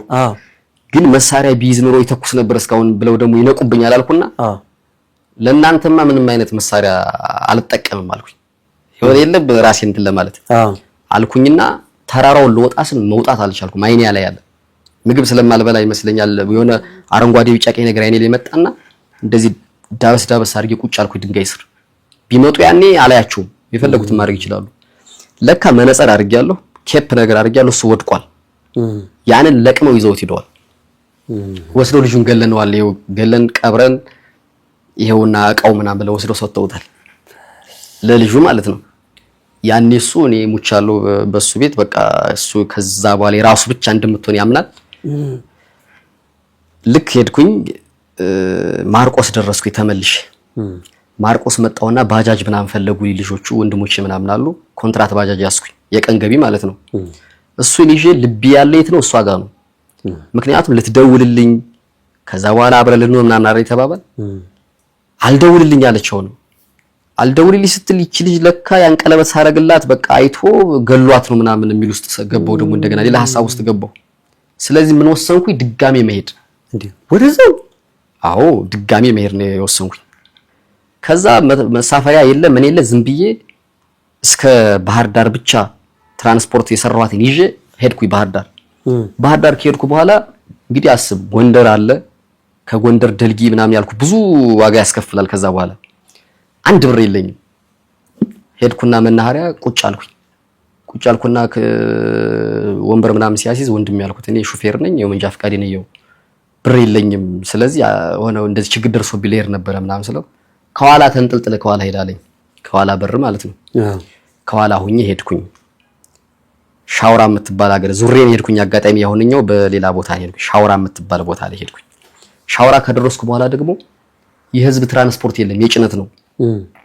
የጭነት መኪና ላይ ተጫንኩኝና እየሄድኩኝ ሂሳብ እየተቀበለ ሲመጣ እኔ ጋር ሲደርስ ሂሳብ አለኝ። ለሱ መልስ ከመስጠት በፊት እንቤ ያመጣ ምን እንደምለው ስጨነቅ ነበር። በጣም አለቀስኩኝ። ምን ሆነ ነው አለኝ። ወንድም የሆነ ችግር ደርሶብኝ ነው። አንተ ወንድ ልጅ ነህ ለምኜ ነው የመጣሁኝ እዚህ ድረስ ራሱ ምናምን ስለው ይሄ እኮ የአባት መኪና አይደለም ውረድ አለኝ። ውረድ አለና እንደዚህ ደበደበና መኪናውን ሹፌሩን አስቆመው። ምንድነው ምናምን ሲለው እንደዚህ ኧረ ቶ ደርሰኛል እንግዲህ በኋላ ቶ ምናምን አለው። ልክ ስንደርስ ደልጊ የተባለችዋ ከተማ ስደርስ ማደሪያ አለ። ምግብ አልበላም። ምግብ እኮ የሚባል ነገር አልበላም። ምንም ቦታ አልሰጠውም ለምግብ። ማደሪያ ሳስብ እንዴት ይስላድር ነው ምናምን ብዬ እንደዚህ ስፈልግ ክፍት ቤት አገኘሁኝና ገብቼ ቁጭ አልኩ ዝም ብዬ ማለት ነው። ክፍት ቤት ማለት ምንድነው? ማለት ሻይ ቡና ምናምን ይሸጣሉ። የተከፈተው ቤቱ አልተዘጋም። ገባውና ቁጭ አልኩኝና መሽቷል። ስንት ሰዓት ይሆናል? 12 ሰዓት አካባቢ ይሆናል። ምን ልታዘዛሉኝ መጣው። ምግብም አላቸው፣ አልጋም ያከራያሉ፣ የሆነ እንትን አላቸው። አይ እኔ ቆይ ትንሽ ሰው ጠብቃለሁ አልኩና ቁጭ አልኩኝ። እኔም ቆይቼ ድባቡን እንትን ብዬ ልናገር ነው። ከዛ የሆነ አርሶ አደር ሰውዬ ደግሞ ተቀምጧል፣ ከገጠር መጥቶ እንግዳ ሆኖ ማለት ነው። ከዛ ፈሩኝ ማለት ጸጥ ብዬ ነው የተቀመጥኩኝ። 3 እህትማማች ናቸው። መልስ አልሰጣቸውም። በቃ እነሱ ያወራሉ ነው ያልዋራም። ቆየሁና ጋሽ አልኩት እዚህ ሀገር ጅብ አለ እንዴ አልኩት። ሰውዬው ለምን ጠየከኝ አለኝ። ማድርበት የለኝም እዚህ ቦታ ላይ የሆነ ነገር በሆነ እንኳን ብዬ ነው ምናምን ስለው የሆነ ማዋራበት እድል ሲከፈትላቸው እንዴት አሉኝ። ሴቶቹ? አዎ እህትማማቾቹ። ለካ የሚታወቀን የዛ አካባቢ እኔ እንደሞትኩ እንደተቀበርኩ ነው። ስመጣ መንገድ ላይ ያስገድሎ ምናምን ብያለሁ አይደል? አዎ። ያ ነገር እውነት እንደሆነ መነጽርና ኬፕ ምናምን ወስደው ሰጠውት ሙቷል ተቀብሯል ተብሎ ነው የሚታመን ሀገሩ ላይ። ተወርቷል እንዳለ ይታወቃል። እሺ። ከዛ ምንድነው ምናምን ስትለኝ እንደዚህ ሆነ ቦታ ቆሃ መቃብር የሚባል ሀገር የምታስተምር ሚስት ነበረችኝ አልኳት። አለች። ደነገጠች በቃ የመጨረሻ። እሺ። እና እንደዚህ አንተ ከአዲስ አበባ ነው የሚሉት እዛ በነገራችን ላይ እዛ ሀገር ሌላም ከተማ ቢሆን አዲስ አበባ ነው የሚሉት። እሺ። ከአዲስ አበባ የምትመጣው አንተ ሹፌሩ ነህ አለች። አዎ አልኳት። እናንተ አልተገደልክም እንዴ ሞቷል ተብሎ አይደል የሚወራ እዚህ አለች። ኧረ እኔ ምንም አልሞትኩም ይዋለሁኝ እኮ ምናምን አልኳት። እኛ እንደዚህ ነው የሰማን። እና ተመልሰህ ልትሄድ ነው እዛ አለች። አዎ እዛ ከሄድክ ረግምሃለሁ አለች። ሊች እኮ አስገድልሃለች አለች። ፈጣሪ በተአምር አተረፈህ እንጂ እሷ አስገድልሃለች። ስለዚህ ለምን ትሄዳለህ እሷ ፊት? አዋተን ብር እንሰጣለን የትራንስፖርት አገርን እንልካለች። ተመልሰው ምክንያቱም ብር ስለሌለኝ አረዛ ላድር የለመንኩኝ የትራንስፖርት እንሰጣለን ትሄዳለህ አለች። ስንት ብር ነው የሚያደርሰህ ሀገር አለች። ሂሳብ ሰራው የሞተር ሳይክል ሂሳብ ወደዛ የሚወስደኝ ወደ ሀገር የሚወስደኝ ሳይሆን ወደ ልጅቱ የሚወስደኝን ሂሳብ ሰራውና 300 ብር አልኳት። ይሄን 300 እነሱ ወደ ሀገር ተመለስ። አዎ መሳፈሪያ ስንት ነው ይለዋል። አዎ አንተ ወደሷ እኔ ደግሞ ወደ ሴልፍን ታሰራለህ። አዎ ቢያንስ የሞተር የተወሰነ እንዲያግዘኝ ማለት ነው። 300 ብር ሰጠች። አደራ ምናምን ብላ መርቃ። በነገራችን ላይ በዚህ አጋጣሚ ግን በጣም ነው የማመሰግናቸው እነዛን ሰዎች። የት አደርክ? ምግብ ሰጡ ምናምን? አዎ ምግብ ቀረበ። ምግብ አልበላም አልኳት። እምር ለምትፈልጋለች በቃ መተኛት ብቻ ነው የምፈልግ። እስቲ ለደህንነት ያለውን ነገር እናጣራ ምናምን ነገር አሉና የወንድሟ ፍርድ ቤት ምናምን እንደሚሰራ እሱን አስጠርታ መጣ። ቼክ አረገኝ። መታወቂያዬን አየ፣ መንጃ ፈቃዴ ምናምን አየ። ሰላማዊ ሰው ነው በቃ ይተኛል። አልጋ ሰጠውኝ። እንደውም በክብር ነው ያደርኩኝ። ከዛ ጧት ወደ ሀገሬ ላከች መስሏት እሷ ስትለኝ እኔ ቀጥታ የተድኩኝ ወደሷ በሞተር ሳይክል መጨረሻ ድረስ የሚያስኬደው ነው ሄድኩኝ። የአንድ ቀን ከምናምን መንገድ እንዲሆንልኝ ማለት ነው። ሞተሩ ግድዬ የምትባለው ጫፍ ድረስ ረዘም ያለ ቦታ ነው የወሰደኝ። እሺ የአንድ ቀን ከምናምን አድርጎልኛል። ቢያንስ የአንድ ቀን ከምናምኑ ቀንሶልኛል እንጂ ሞተር ባላገኝ 3 ቀን ነበር የሚሄድ። ከሞተሩ ከወረድክ በኋላ እንደዛ ተዳክመህ አንድ ቀን ከግማሽ በእግር ሄድክ?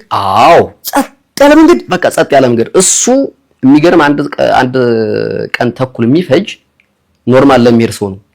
ለኔ ግን ከዛም በታች ነው የምጨርሰው። ምክንያቱም አላርፍም፣ አልቀመጥም፣ አልተኛም። ከዛ ባጠረ ጊዜ ነው የምደርስኝ። ግን ምን አረኩኝ? ልክ ሰው ሁሉ እንደዛ ምሳሌ ይዞ የሚመጣ ምናምን የሚመስለኝ እሱ ኢሜጅ አእምሮ ላይ ያለ እሱን እየፈራው ብቻ ግን በዋናው መንገድ አልሄድም። ጫካ ለጫካ እያደረኩ እየሄድኩኝ ደረስኩኝ። እዛ ቦታ ደረስኩ።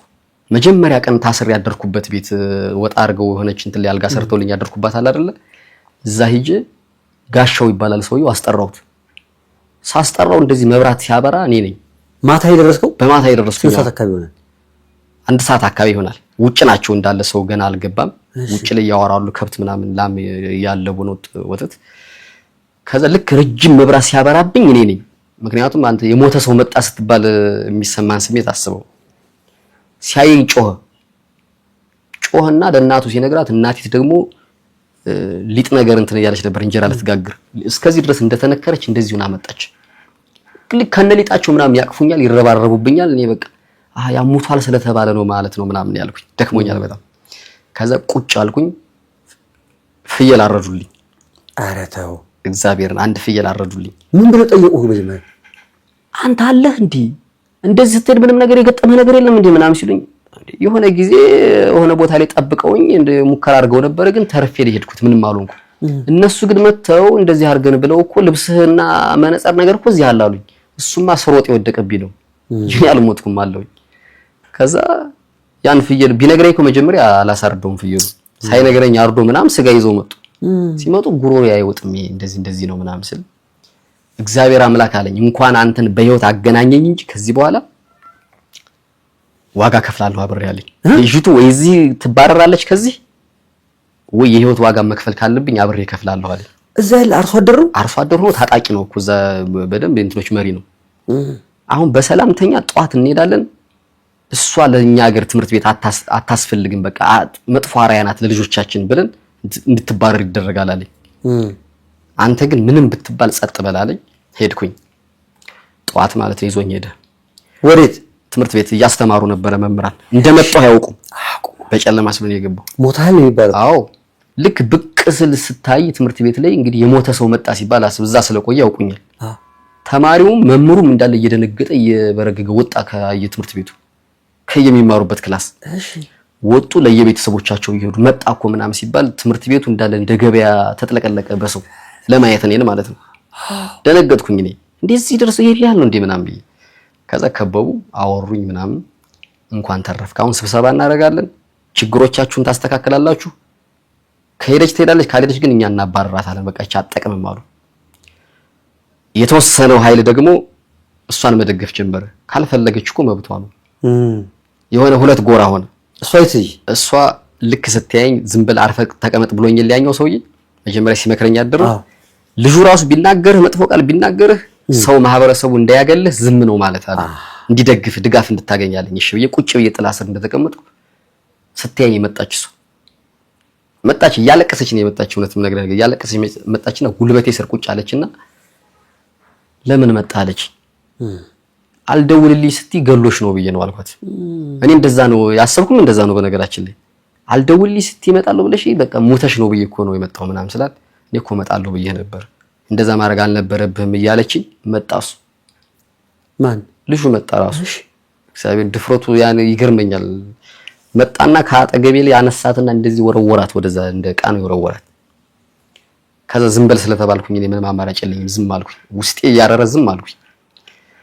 ከዛ በቃ ሚኒሻ ይመረጥና ይዘናቸው እንሂድና ታመልክት፣ እዛ ሄዳ ወረዳ ላይ ሄዳ ታመልክት። ከፈለገች አብራ ትሆናለች፣ አልፈልግም ካለች ደግሞ እኛ ልጁ እንዳይመጣ እናደርጋለን፣ መንግስት ይወክልን ምናምን የሚል ውሳኔ ተወሰነ።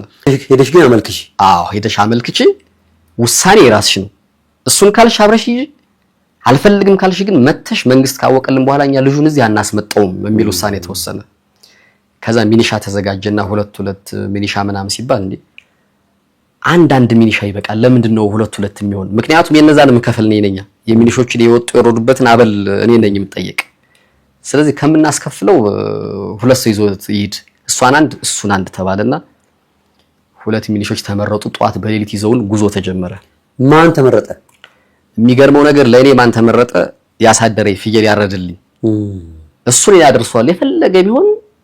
መንግስት የሰጠኝ መሳሪያ አለ እንኳን ይሄንን ሌላም ሰው መጠበቅበት ነው ምንም እንደማያርግ ስለማቅ እሱን ይዤው ነው እሄዳለሁ አለ እሷን ሲባል የሱ ታላቅ ወንድም ደግሞ የልጁ ማለት እሷን ደግሞ ሊወስዳታለሁ አለ ወንድማማቾች ተመካከራችሁ ነው እንዴ እንደዚህ የምታደርጉና አይመለከተም ማለት አይመለከተም ይሄ የኛ ስራ ነው ያን ስራ ማስተማር ስለዚህ እኛ ይዘናት እንሄዳለን ምናምን ማን ወንድማማቾች ተመካከራችሁ ልጁ አላማረው አዎ እንዴት ምናምን ሲል ከዛ መጓዝ ተጀመረ ጉዞ ጀመርና አራት ሆነን እናሷ ከዛ ሁለት ወንድማማቾች አልሄድም እንደዚህ አያደርግም አላለች በቃ መጨረሻ ላይ ወደ ማመልከቱ ነው ሄዳ ሪፖርት ልታረግ አብራኝ እንደማትሆን አይነት ነው የሆነች አብረን እንደማንቀጥል ማለት ነው ከዚህ አብየዛን ቀን አብራችሁ እንድትጓዙ የወሰነው ማን ነው ትምህርት ቤት ወመህ የሚባለው ወመህ እንዳለ ኮሚቴዎች ተሰብስበው ትሄድና ታመልክት ከዛ በኋላ እንዳይመጣባት እንከላከልላታለን ከሄደችም ትሄድ አይነት ወስኖ ነው ከዛ ልታመለክት ነው ሳይወሰነች በቃ አልፈልግም ብላ ማለት ነው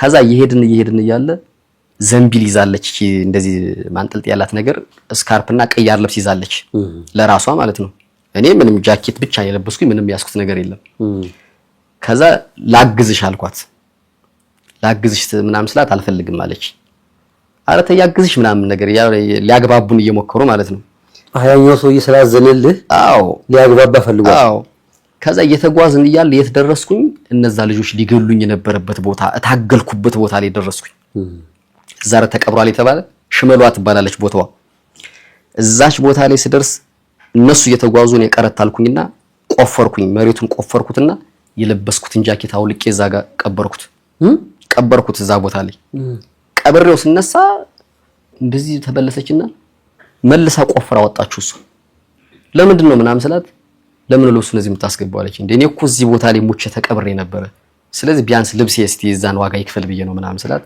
አነሳችና እሷ ዘንቢሏ ላይ ያረጋችሁ ጃኬቱ አምጩ ምናምን አይነት ነገር ስንከራከር አምቢ አለች ከዛ ሊቀመንበሩ የቀበሌው አስተዳዳሪ ያለበት ቦታ ደረስን 3 ሰዓት ምናምን ተጉዘ ነው ከትምህርት ቤቱ ሊቀመንበሩ ያለበት ቤት ያለ እዛ ስንሄድ ለመጨረሻ ጊዜ ለማንኳት ምክንያቱም ልትወስን ነው አትወስኝ በቃ እንደዚህ ምናምን ብዬ ስለምናት እምቢ አለች እነሱም ጠየቋት ተንበርክኮ ነው የጠየቃት ተንበርክኮ ጠየቃት ለመናት ማን ያኔን የሚይዘኝ እኔን ኃላፊነት ወስዶ የሚወስድ የሚኒሻ እባክሽ በቃ ምን እንደሆነሽ ነው እስኪ ነገር ይለኛ ያለውን ነገር ምን ይሄ ልጅ እንደዚህ ሲሆን ያሳዝንሽ ምናምን ነገር ሲላት እምቢ አለች ከዛ መጨረሻ ላይ ይታወቀኛል የማረገው ነገር እንግዲህ እኔ ሰው ሲያብድ ምን እንደሚያደርግ እንጃ ልብሴን አወጣሁት የለበስኩት ልብሴን አወጣሁትና ወረወርኩት ወሩሬው ተራራ አለ ወደ ተራራው ነገር እንደዚህ ሩጫ ሲጀምር እሷም ወደ ላይ ሩጫ ጀመረች ራቁቴን ከዚህ በላይ ብቻ የሆነ ፊልም ይመስላል ተከታትላ ደረሰችብኝና ስካርፓን ያረጋችውን ስካርፕ እንደዛ ወልቃ እዚህ ላይ ሆዴን ስር አረጋችልኝና በቃ ፈለክበት ቦታ እንሂድ አብረን አለች ፈለክበት ቦታ አገራችንን እንሂድ ካልከም አገራችን ሌላ ቦታ ምን እንሂድ ካልከኝ በቃ አብሬ እሄዳለሁ አለች እርግጠኛ ነሽ አልኳት አዎ አለች በቃ እዛ ፖሊስ ጣቢያ እስከምድረስ ነው ሆን ብላ ነው ማለት ነው ምናምን ብዬ ሊቀመንበሩ አለበት ቤት ማለት ነው ሄድን አላመንኳትም እስኪ ተናገሪ ምናምን ስትባል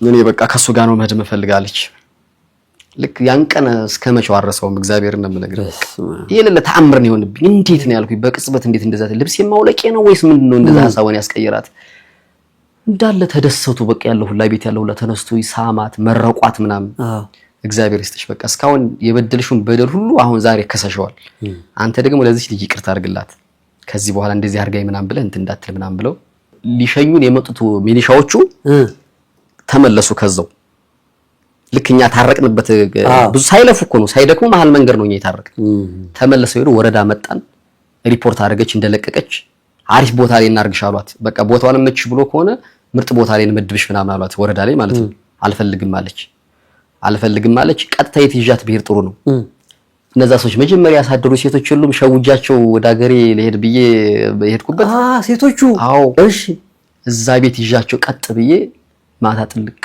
አንተ አለች እንዲህ በቃ ግራ ገባት እንዴት ምናምን ስትለኝ ይቅርታ አድርጊልኝ አልኳት በሰጠሽ ብር አገሬ ሳይሆን ሄድኩኝ ቀጥታ ልጅቱ ጋር ሄድኩኝ ግን ደግሞ እግዚአብሔር ይመስገን እድል ሆኖ አመጣኋት እሷ ናት አልኳት ቅፍ አረገቻት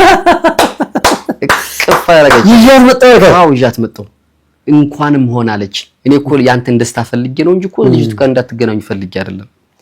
ከዛ ይሄ ወሬ ሲወራ የከተማው ሰው እንደ ቱሪስት ሊያይን ይመጣል። አዛ ሻይ ቁጭ ብላችሁ? አዎ መልቀቂያ ምናምን እስከሚሰራላት ድረስ 2-3 ቀን ቆይተናል እዛ እነሱ ቤት። እሺ ልዩ ቤት ተሰጠን። ምግብ ምናምን ሰው ሁላ ቢመጣው ከፍሎልን ይወጣል። የት ሄዱ የት ናቸው ምናምን የተባለ ታሪካችሁ ተሰምቷል። አዎ ሽርሽር ሁሉ ይዞን ምናምን እንዳይደብረን ምናምን ማስቲካ ይገዙልናል፣ ጣናን ያስጎበኙናል ምናምን። እንደዛ ቆይተን በጣና በኩል በጀልባ አድርገን ባህር ዳር ገባን። ያ ልጁ አልደወለላትም? ስልክ የላትም እንዴ? ደውሎላታል። ልክ ወረዳው ከተማ ላይ እንደሆን እዛች ኔትወርክ አለባት ቦታ ወጥቶ ደውሎላታል ማታውኑ። አንተ ይዛት ይሄድ እኔ ይዣት ሂጄ ማለት ነው። ሚኒሻዎችም አድርሰውን ተመልሰው እሺ እዛ ሆኖ ሲደውል እኔ ያነሳሁት ተራውን ማለት ነው። ባባዬ ማለት አልፈለኩም እኔ እሷ ስልክ ላይ ሲደውል አንተ አነሳሁትና ግራ ገባው። ምክንያቱም ተጣልታ ታሳስረኝ እንደምትሄድ ነው እሱ የሚያውቅ። ይኸውልህ አልኩት አገናኘኝ አለኝ። ኧረ በጣም ደፋር ሰው ነህ አንተስ ደግሞ አልኩት። ለምን አገናኛለሁ? አንተ ጎበዝ ከሆንክ ናና ውሰዳት አልኩት። ናና ውሰዳት ጎበዝ ከሆንክ እኔ መጥቼ ከዛ ድረስ መጥቼ ይዣት ሄድኩኝ። አንተ ደግሞ ቢያንስ 2-3 ቀን እንቆያለን፣ ቅርብ ነው ያለህበት፣ በሞተርም በምንም ብለህ ና ውሰዳት አልኩት። እመጣለሁ ጠብቀኝ አለኝ። ይገርም ይመጣል እያልኩ ጠብቅ ነበር። ቀን መናኸሪያ እየሄድኩኝ መኪና ሲመጣ አያለው ይመጣል እያልኩ ማለት ነው። ለካስ እሱ የዛውን ቀን ስራ ለቆ ጠፍቶ ሄዷል። የሆነ ውርደት የሚባል ነገር አላል በባህል ደዛርጎ ይዞበት ሄደ ምናምን ሲባል እሱ ሄዷል። እሱ የለም። ምን ተሰማህ አንተ? ማለት ከዛ ሁሉ ውስጥ እንግዲህ ይዛት መጣ። ከዛ ሁሉ ትግል በኋላ በቃ ከዛ በኋላ እድሜ ልኳን በቃ ከኔ እንደማትለይ እኔም ማለት ያን ዋጋ ከፍላልኛለች ማለት እኔ ያደረኩት ነገር ቢበዛም ያንቺን ግን እሺ ብላ ስለመጣችልኝ እኔ ትልቅ ነገር እንዳደረገልችልኝ ነው የሚሰማኝ። ከዛ በቃ ደስተኛ ነኝ እኔ ከዛ በኋላ ማለት መቼም እንደማላጣት እርግጠኛ ነኝ ሆንኩኝ። ምክንያቱም ሰዎችም ቃል አስገብተውኛል እንደዚህ አድርገህ ምናምን ብለህ እንትን እንዳትላት ምናምን ብለው። ከዛ መጣን ማርቆስ። ደሞዟ ትንሽ ናት፣ የትራንስፖርት ብቻ ነው የሆነችን። የሷ ቤተሰቦች ደግሞ ጥላ መምጣቷን ያኛውን ሲሰሙ ደወለና ሰውየው ልጄን የቀበርክበት ቦታ አሳየኝ አለኝ። ልጄን የቀበርክበት ምክንያት ሊገላት ነው ሄደ ነው እንጂ አስለቅቆ መቼም በሰላም ይዟት ይመጣል ብሎ ያሰበ የለም። አባቷ ደውሎ ማለት ነው። እህቷም ደወለችልኝ። እናትህን በስለት ነው ቆራርጬ የምጥልልህ፣ እህቴን የት እንደቀበርካት ብቻ ንገረኝ አለች። እኔ እኮ እንደናንተ አይደለሁም አልኳት። እኔ ለፍቅር ነው ዋጋ ለከፍል ይሄን ያህል መስዋዕትነት እንትን ብል እንጂ ልጅቱን ማጥቃት ብፈልግ ትመጣልኛለች። አንድ ሀገር ስትመጣ ይደርስ ነበር። እኔ ግን እንደዛ አልፈልግም አልኳት። ከፈለግሽ ላገናኝሽ ብዬ ስልክ ዘዋ ሳገናኛት አላመነችም። ከዛ ማርቆስ መጣን፣ ቤት ተከራየን፣ ቁጫን ግማሽ ብር የአንድ ወር ግማሽ ብቻ ከፍለን ማለት ነው ስለማይሞላ ብር የላችሁ ብር የለም። አሁን እንግዲህ መከራው እኮ ያለ ዛሬ ነው። ከዛ እሱን አርጌ ሰውየውን አማከር ነው እንደዚህ ነው ምናምን በቃ እየሰራን ወጣትን እንከፍላለን ምናምን ስለው ችግር የለውም አለኝ። የግማሽ ክፈሉና ቀሪውን ቀስ ብላችሁ ትከፍላላችሁ አለኝ። ልብሷ ምናምን እዛ ነው የቀረ፣ ልብስ የላትም። አጋጣሚ ደግሞ ባጃጅ ምናምን አስይዘውኛል ያልኩ ወንድሞች አሉ ማርቆስ። የሱን የትንሹን ልጅ ልብስ እያለበስኩ ያስጠበብን ምንም ያለም የሱን ልብስ ነበር የምትለብስ እሷ። ምክንያቱም የሷ ልብስ የቀረዛ ነው። ቅያር ምናምን ሲያስፈልግ እንዳንገዛ ብር የለም። እቃ የላችሁ ቤት እቃ የለም። ፍራሽ ብቻ አንድ ፍራሽ ከወንድሞቼ ላይ አንዷን አምጥቼ እሷን አጋድመን ከዛ ውጭ አገዳው ወይ ደረቅ እንጀራ ወይ ዳቦ ብቻ ስለምንበላ ከተገኘ ነው። እሱም በቃ እንትን እንዳትል ነው፣ ተስፋ እንዳትቆርጥ የለም። ስታላምጥ ስትል የሆነ ጊዜው እንዲረዝምላት ነው አገዳውን የምጠቀመው። እንዳትጎዳ ደግሞ እንጀራ አረግላታለሁ። እንጀራ በምን ትበላለች? ዝም ብላ በቃ ደረቁን አስቀምጥላታለሁ። እሱን ትበላለች። ይሄ ሁሉ ነገር ሲሆን ግን ጎረቤቱ ላይ ያውቅም ማለት ስንወጣ ያን ወንድሜ ልብስ አስጠብባ ምናምን ጸጉሯንም አስተካላም ስለምትወጣ ያለን የሞላን የተረፈን ምን መስል ማንንም ሳያውቅብን። እሷ ግን ምንም አትልም። ያን ደረቅ እንጀራን በልታ ደስተኛ ናት። አዎ ምክንያቱም ቤተሰብ አገለላት። ደውለው ከዚህ በኋላ ከኛ ጋር ምንም አይነት ሪሌሽን የለሽም፣ የመረጥነውን ሰው ጥለሽ አንቺ ከፈለግሽ ሰው ጋር ነው የመጣሽ አይነት ተብሎ ምርጫ የላትም ከኔ ከመሆኑ ውጭ። ከዛ በቃ የቀን ስራ ለስራ እንግዲህ ምንም አማራጭ የለኝም ምናምን ብዬ የቀን ስራ ሰው የሚሰራበት ቦታ ሄድኩኝ። የቀን ስራ እንግዲህ እንዴት እንደሆነ አላቅም። ስራ ነው የአርሶ አደር ስራ ሰርቼ አላደኩም። እሺ እጀናየና ማለት አንተ የቀን ስራ ሰርተህ ሲጀመር አታውቅም ቸግሮ ነው አይደል አለኝ። አዎ አልኩት። እንበያ ነው የሚቀድመኝ በነገራችን ላይ እንበያ ቀደመኝ። እንደዛ ሲለኝ አዎ አልኩት። ቸግሮኝ ነው ቤት ቁጭ ብላ የምትጠብቀኝ አንድ ልጅ አለች። ይሄን እንትን የምትጠብቅ እንደወፍ ስለዚህ በቃ አማራጭ አጥቼው ነው ምናምን ስለው 30 ብር ሰጠኝ። 30 ብር ሲሰጠኝ በዛይ በ30 ብር ደረቅ እንጀራና አገዳ ገዛሁኝና አገዳ ሸንኮራ አገዳ ማለት ነው። እሺ አንድ ደረቅ እንጀራ እና ሸንኮራ አገዳ ገዝቼ ሄድኩኝና ልክ ደስታዬ ደስታ አይደለም ሩጬ ሄድኩኝ። አገኘኋት ተኝታ ነው ማገኛት ቤት ሄጄ ያንን አስቀምጬላት አልቀመጥም። እኔ በልቻለሁ ቢነምላት ግን አልበላም። ይሄን ላንተ ነው ያስቀመጥኩልህ ከዚህ በዳም ብላ ከፍላት አስቀምጣለች። በልቼ ጠግቤ ምናምን ርቦይ ማለት ጠግቤ ነው እኮ ነው ምናምን አታለሁ። ከዛ ጓደኛ ሳገኝ ደግሞ ሲጋብዙኝ ዳቦ ምናምን ሲገዙልኝ ሳያዊ ደብቄ እንደዚህ በኪስ ያረግና ምን ጊዜ በላሁ ምናምን ይሉኛል። አይ ርቦይ ስለነበረ ሻዩን ብቻ ጠጣና ያችን ዳቦ ይዤላት ሄዳለሁ። አገዳ የሚገርም ነገር ጫፍጫፉ የተቆረጠ መንገድ ላይ ወድቆ ሳገኝ በፌስታል ሰብስቤ ወስጄ እሱን እንትን እንላለን። ሰዎች ይጣሉት ነው ሸንኮራ የሚሸጥበት አካባቢ ላይ አይበላም የተባለ እየተቆረጠ የሚጣላል አይደለ? እሱን እኔ ከዛ ደግሞ የተሻለውን አወጣና መርጬ ወስጄ ሰጣታለሁ። ከዛ ግማሽ አስቀምጣልኝ አገኛታለሁ ማታ ሲሄድ ላንተ ብዬ ነው ምናምን ተለኝ ተይው እኔ እኮ አልበላም እኔ በቃ አንቺ አብረሽ ስላለሽ ብቻ ደስተኛ ነኝ በቃ ሌላ ነገር አልፈልግም ምናምን ነገር ብያት የሆነ እኮ የግል ትምህርት ቤት ቅጥር አወጣ ሹፍርና ቅጥር አውጥቶ ዛለ ወዳደር ሄድኩኝ። ሲር እንዴ እኮ ህፃን ነው ማለት ወላጅ አምኖ አይሰጥም ልጅ ለወጣት ሱሰኛ ነው ምናምን ብሎ ስለሚያምኑ ምናምን አለኝ። ለመንኩት እንደዚህ ምናምን ብሎ ከራሴ ገቢ አይበልጥብኝም በቃ ምንም ላደርግ አልችልም አለኝ። ከዛ ተውኩት። የሆነ ቀን ማታ ስመለስ ስራ ቅጥር ወጥቶ በሷ ፊልድ የሆነ ሰው አስመዝግባት እስኪ ዛሬ እኮ ቅጥር አለ እንደዚህ መጨረሻው ዛሬ ነው አለኝ። ሂጄ ነገርኳት። ሄደች። ያው ገራሚ ነው ስትወዳደር አንደኛ ሆና ነው ያለፈች። አንድ መምህር የተፈለገ ጂኦግራፊ መምህር አለፈች። ከዛ ማርቆስ አካባቢ ተመደበች ሆነ ትምህርት ቤት ላይ እንደገና ሁሉ ሌላ ቦታ አዎ ተመደበች ሆነ ሌላ ቦታ። እሺ ስትመደብ እዛ ደግሞ መሄጃ መጀመሪያ ገና ስትመደብ 12 ጉርድ ፎቶግራፍ አምጪ ተባለች። በምን ትነሳ?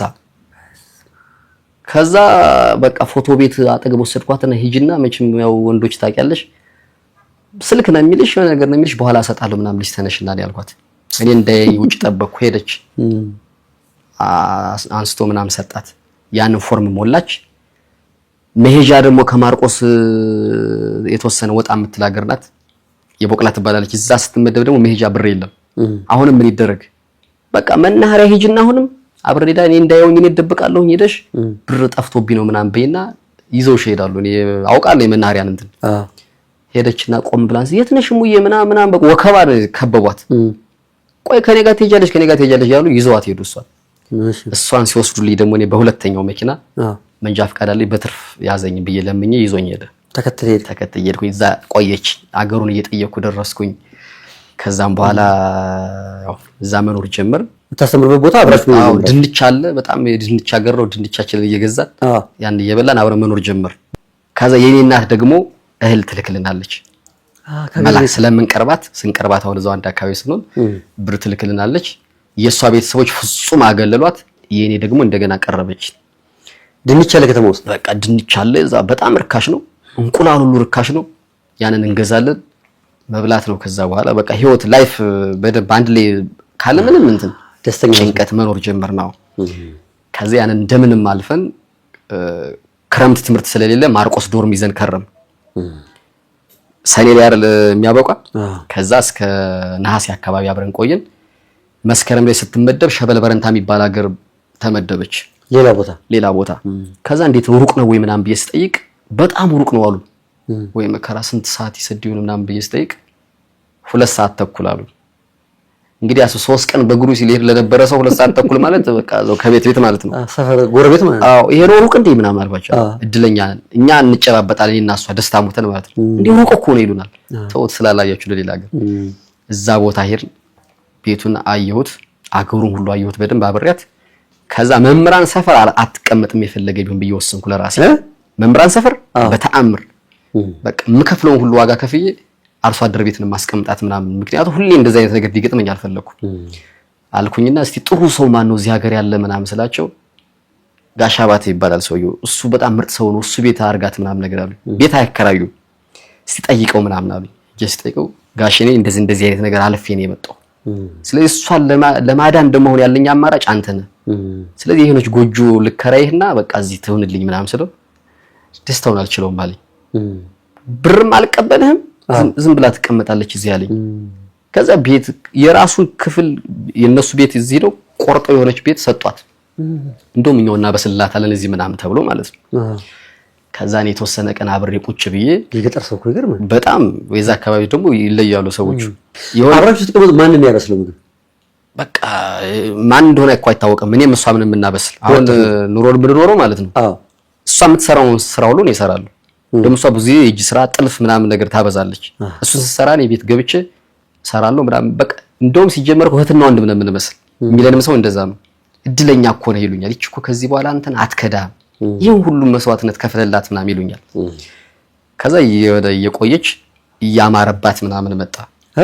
ለካ ሰው ጽንስ ሲመጣ ነው እንደዛ የሚሆን ለካኛ እናውቅም። የሆነ ነገር እኮ ይዘሻል ይሏታል፣ ይፎግሯታል። እዛ አርሶ አደሮች የሆነ ነገር እኮ ይዘሻል ሰሞኑ እኮ አምሮብሻል ምናምን ይሏታል። አረ በፍጹም እንዴት ይሆናል ምናምን ስትል እንግዲህ ፈጣሪ ብሎ ነው እንጂ እኮ የእርግዝና መከላከያ ትጠቀማለች። ግን ጽንስ መጣ። ይሄ ነገር ሲሆን ስታውቅ በፍጹም አለች። በፍጹም ልወልድ አልችልም፣ ይሄን ጽንስ ማቋረጥ አለብኝ አለች። እንዴ ፈጣሪ ይሄን ሁሉ መከራችንን አይቶ የሰጠን እኮ ፍሬ ነው ይሄ እንዴት እንደዚህ ይሆናል ነው መስላት አይቻልም፣ አይደረግም አለች። ተከራከርን፣ የማይቻል ሆነ። ሄደች ጽንሱን ልታቋርጥ አለስማማ ብለን መንገድ ላይ ተለያይተን እሷ ወደ ሆስፒታል ሄደች። ስትሄድ ግን ቀኑ ደርሶ ነበር አልፏል ማለት መውረድ ከነበረበት መቋረጥ ከነበረበት ስላለፍ አይቻልም አሏት። እንደዛ እየተባለ ሚጣ ተወለደች። እዛው ያስተማረች አንተ ቤት ነህ? በኋላማ ከጽንሱ እንደማይቋረጥ ካወኩ በኋላ አብረን ሆን። ከዛ በኋላ የሆነ ባጃጅ ምናምን ያስኩበት ታሪክ መጣ። በጥቃቅን ተደራጅተን ምናምን ወጣቶች እንዲይዙ ምናምን የሚባል የት ከተማ ነው እንደዚህ የሚሆነው? መርጦ ለማርያም ከተማ። አዎ ሲባል ትቻት ሄድኩኝ እኔ ስራ ያለ ሰራ። ከዛ ጽንሱ መጣ፣ ወለደች። ቤተሰብ ጭራሽ ይሄን ሲያውቅ ፍጹም አገለላት። በመሰረቱ የወለደች ቤት ነው፣ እሷ ቤት ነው፣ ሰው ፈርዶባቸው ማለት እነሱ ቤት። ከዛ ይቺ ልጅ ነፍሰ ጡር ናት። የሆነ ነገር ብትሆን ጸጸቱም ለኛም ጥሩ አይደለም፣ እዚህ ትውለድ ምናምን ተብሎ እዛ ሄዳ ነው የወለደች። እዛ ወለደች። ከዛም በኋላ በቃ ለመቀራረብም ማለት ያቂም ስላለብኝ የሰውየው እኔ ያደረገው ነገር እንትን ስላለ መቅረብ አልፈለኩም። እኔ እንዲሁ ዝም ብዬ በሩቁ እደውላታለሁ የሚያስፈልጋትን ነገር እየላኩላት ምናምን። የአራስነት ጊዜዋን ስትጨርስ መልሳ ወደ ስራ ቦታ ትሄዳለች። በጥቃቅን ተደራጅታችሁ ብር ውሰዱና ስሩ የሚል ነገር መጣ ከመንግስት። ከዛ 5 ሰው ሆነን ሾፌሮች ተደራጅተን 1 ሚሊዮን ብር ተበደርን 2010 ላይ 5 ባጃጅ ገዛን። 5ታችንም በ1 ሚሊዮን ብር በደናው ጊዜ ያው ያኔ እንደው ውድ እየተባለ 150 160 ነበር ባጃጅ። እነሱን ገዛን። ወደ ስራ ገባሁ። እሷ ተመልሳ ስራ ሄደች። እሷ ስራ ቦታ ናት። ልጅቷ እንድትይዝላት ተብሎ አንድ ልጅ ሰጧት፣ ትንሿን የመጨረሻ እህቷን። እሷ እየያዘችላት፣ እኔ ደግሞ ይሄን ነገር ላስፈጽም እዛ ወርዳ ሄጄ ተሳካ። ብሩን ሰጡን። ቀጥታ ወደ ስራ ገባሁ።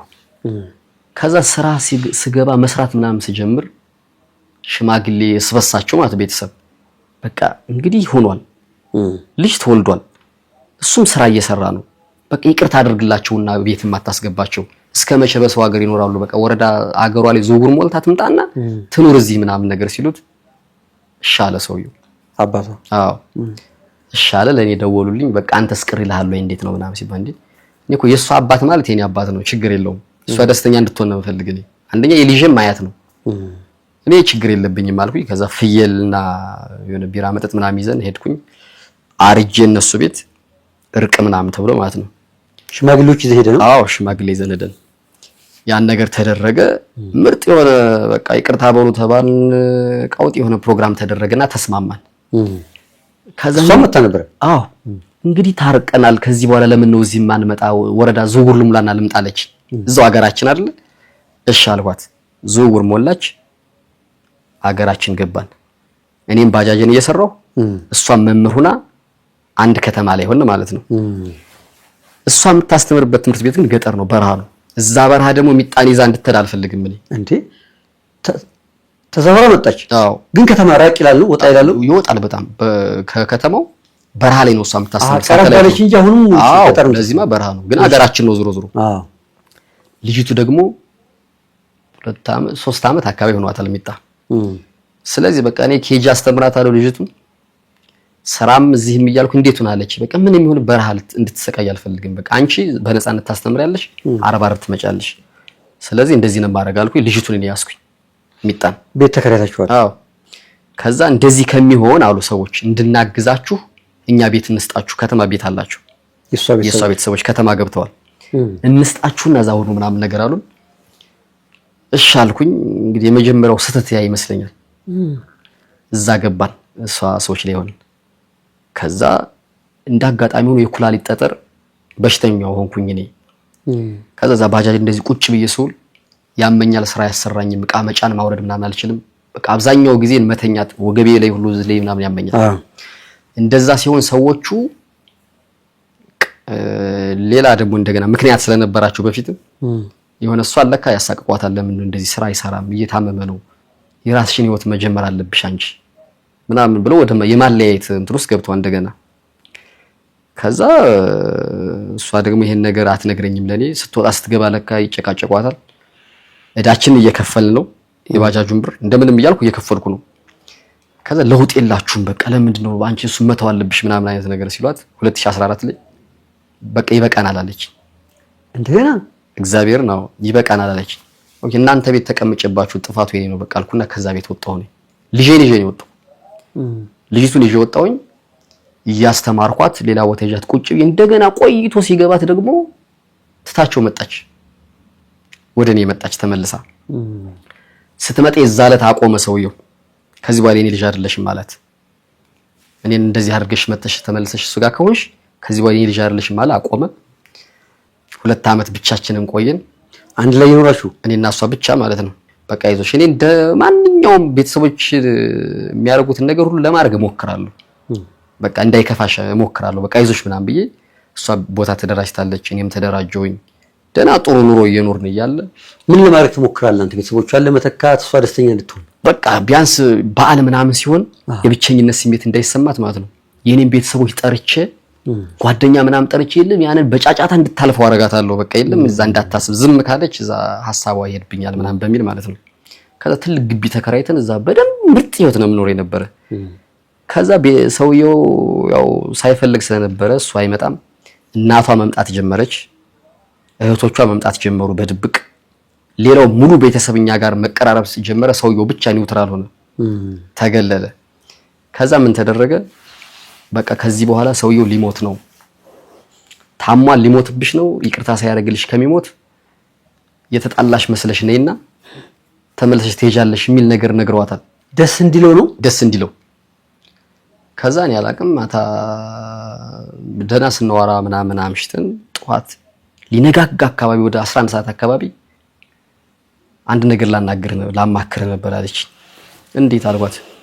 በቃ ባባ ታሟል አሉ። ስለዚህ ይቅርታ ሳያደርግልኝ ቢሞት መቃብሩ ላይ ራሱ እንደማያስቆሙ ይነገሩኝ። ምን ላድርግ አለች። አረ በቃ መሄድ ፈልገሽ ነው አሁን ምንም የዚህ ምክንያት የለውም። በቃ መሄድ ስለፈለግሽ ነው ሂጂ፣ በቃ ችግር የለውም አልኳት። ልጄን ግን እንዳትወስጅብኝ አልኳት። በስንት መከራ ያገኘኋት ልጅ ስለሆነች አንቺ መጀመሪያም ፈልገሽ አልወለድሻትም። ስለዚህ ለኔ የተሰጠች ፍጡር ናት፣ እንዳትወስጅብኝ። እሺ ወጣች፣ ሄደች። እንደሄደች ቀረች በቃ እስከዚህ ሰዓት ድረስ ማለት ነው። 2016 ሐምሌ ላይ ነው ይሄ ነገር የሆነው። እኔ ልጄን እንደያዝኩ ቀረሁ፣ እሷ ወደ አባቷ እንደሄደች ቀረች። ከዛም በኋላ በስንተኛው ቀን የክስ ወረቀት መጣልኝ። ከዛ ምንድነው ነው ምናምን ብዬ ስጠይቅ በቃ በኑሮ ደስተኛ አይደለሁም ብላለች ምናምን ብሏል ሰውየው ምናምን ተባለ። ክስ ከሰሱኝ።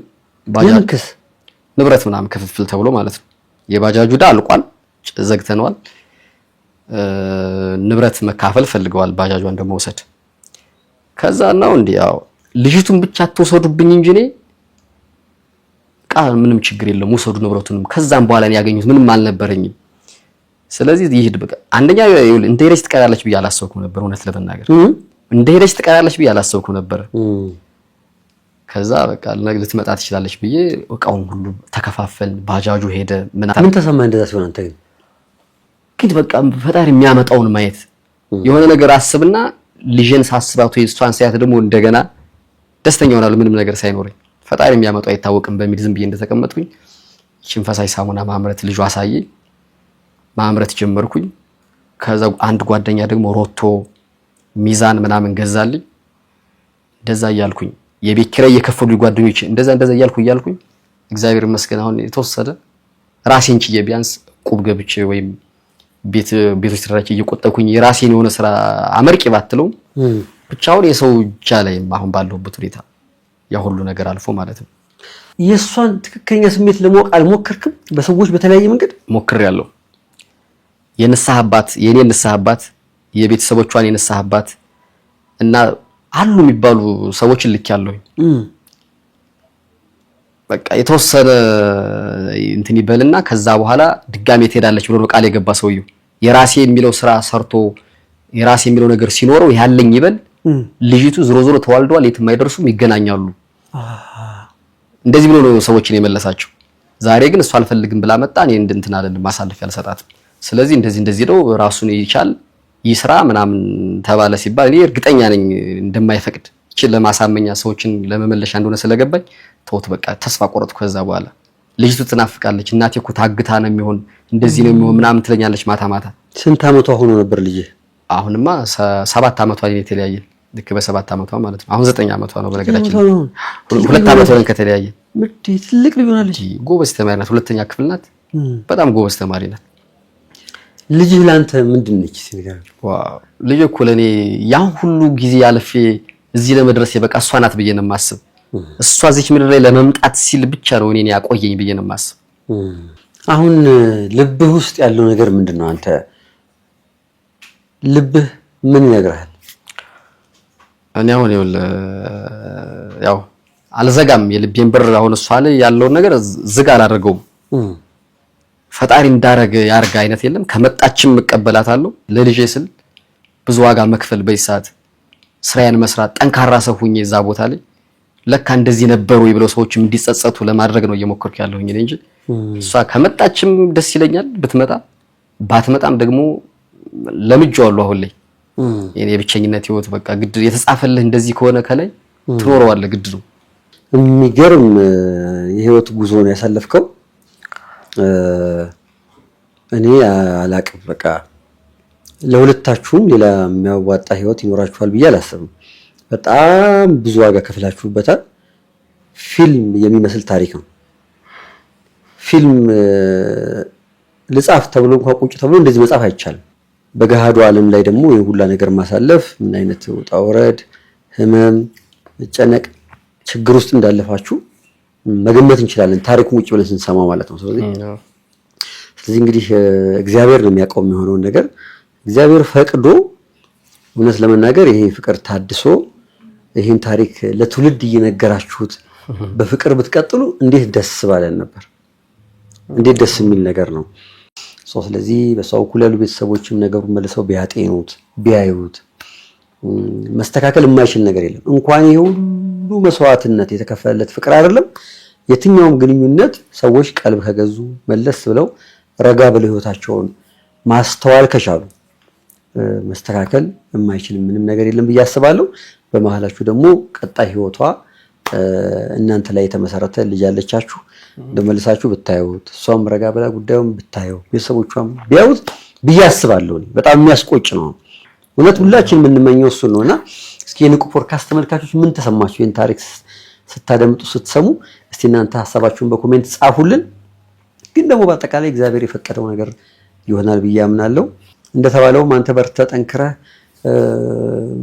መቆምህ ምክንያት የሚሆን ከሆነ እሰየው ጥሩ ከሆነ ነው እልህ ውስጥ መጋባትም ያስፈልጋል ብዬ አላስብም። በቃ አንተ ጠንክረህ ቢዝነስ ቆንጆ ሆኖ ስራ ቆንጆ ሆኖ ምናምን መቀጠልህ አብራችሁ ሆናችሁ ልጃችሁን ለማሳደግ ምክንያት የሚሆን ከሆነ ጥሩ ነው። በቃ ብዙ ዋጋ ስለከፈልከው ይሄንን ልገብተህ እንደ መጥፎ እንዳታየው ብዬ ነው። በቃ ቢዝነስን በደንብ ጠንክራ አድርገህ መስራት ይገባሃል።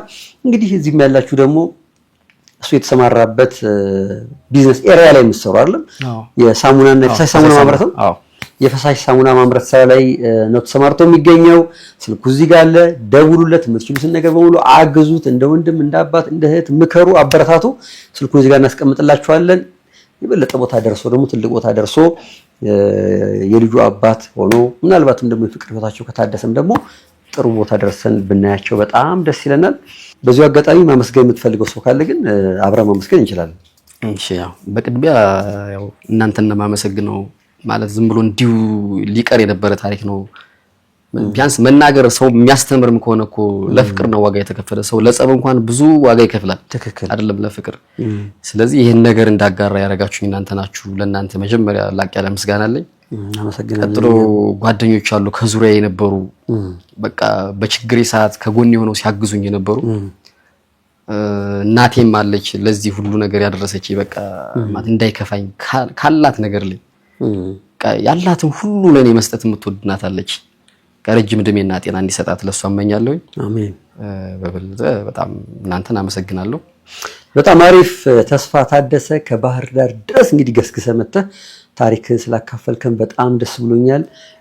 እግዚአብሔር ይስጥልኝ። አመሰግናለሁ። እሺ እኔም አመሰግናለሁ። እሺ yes ተስፋ ወረድ ጀግና ጎበዝ አይዞን። እግዚአብሔር ካንተ ጋር ነው። ቴንክ ሶ ማች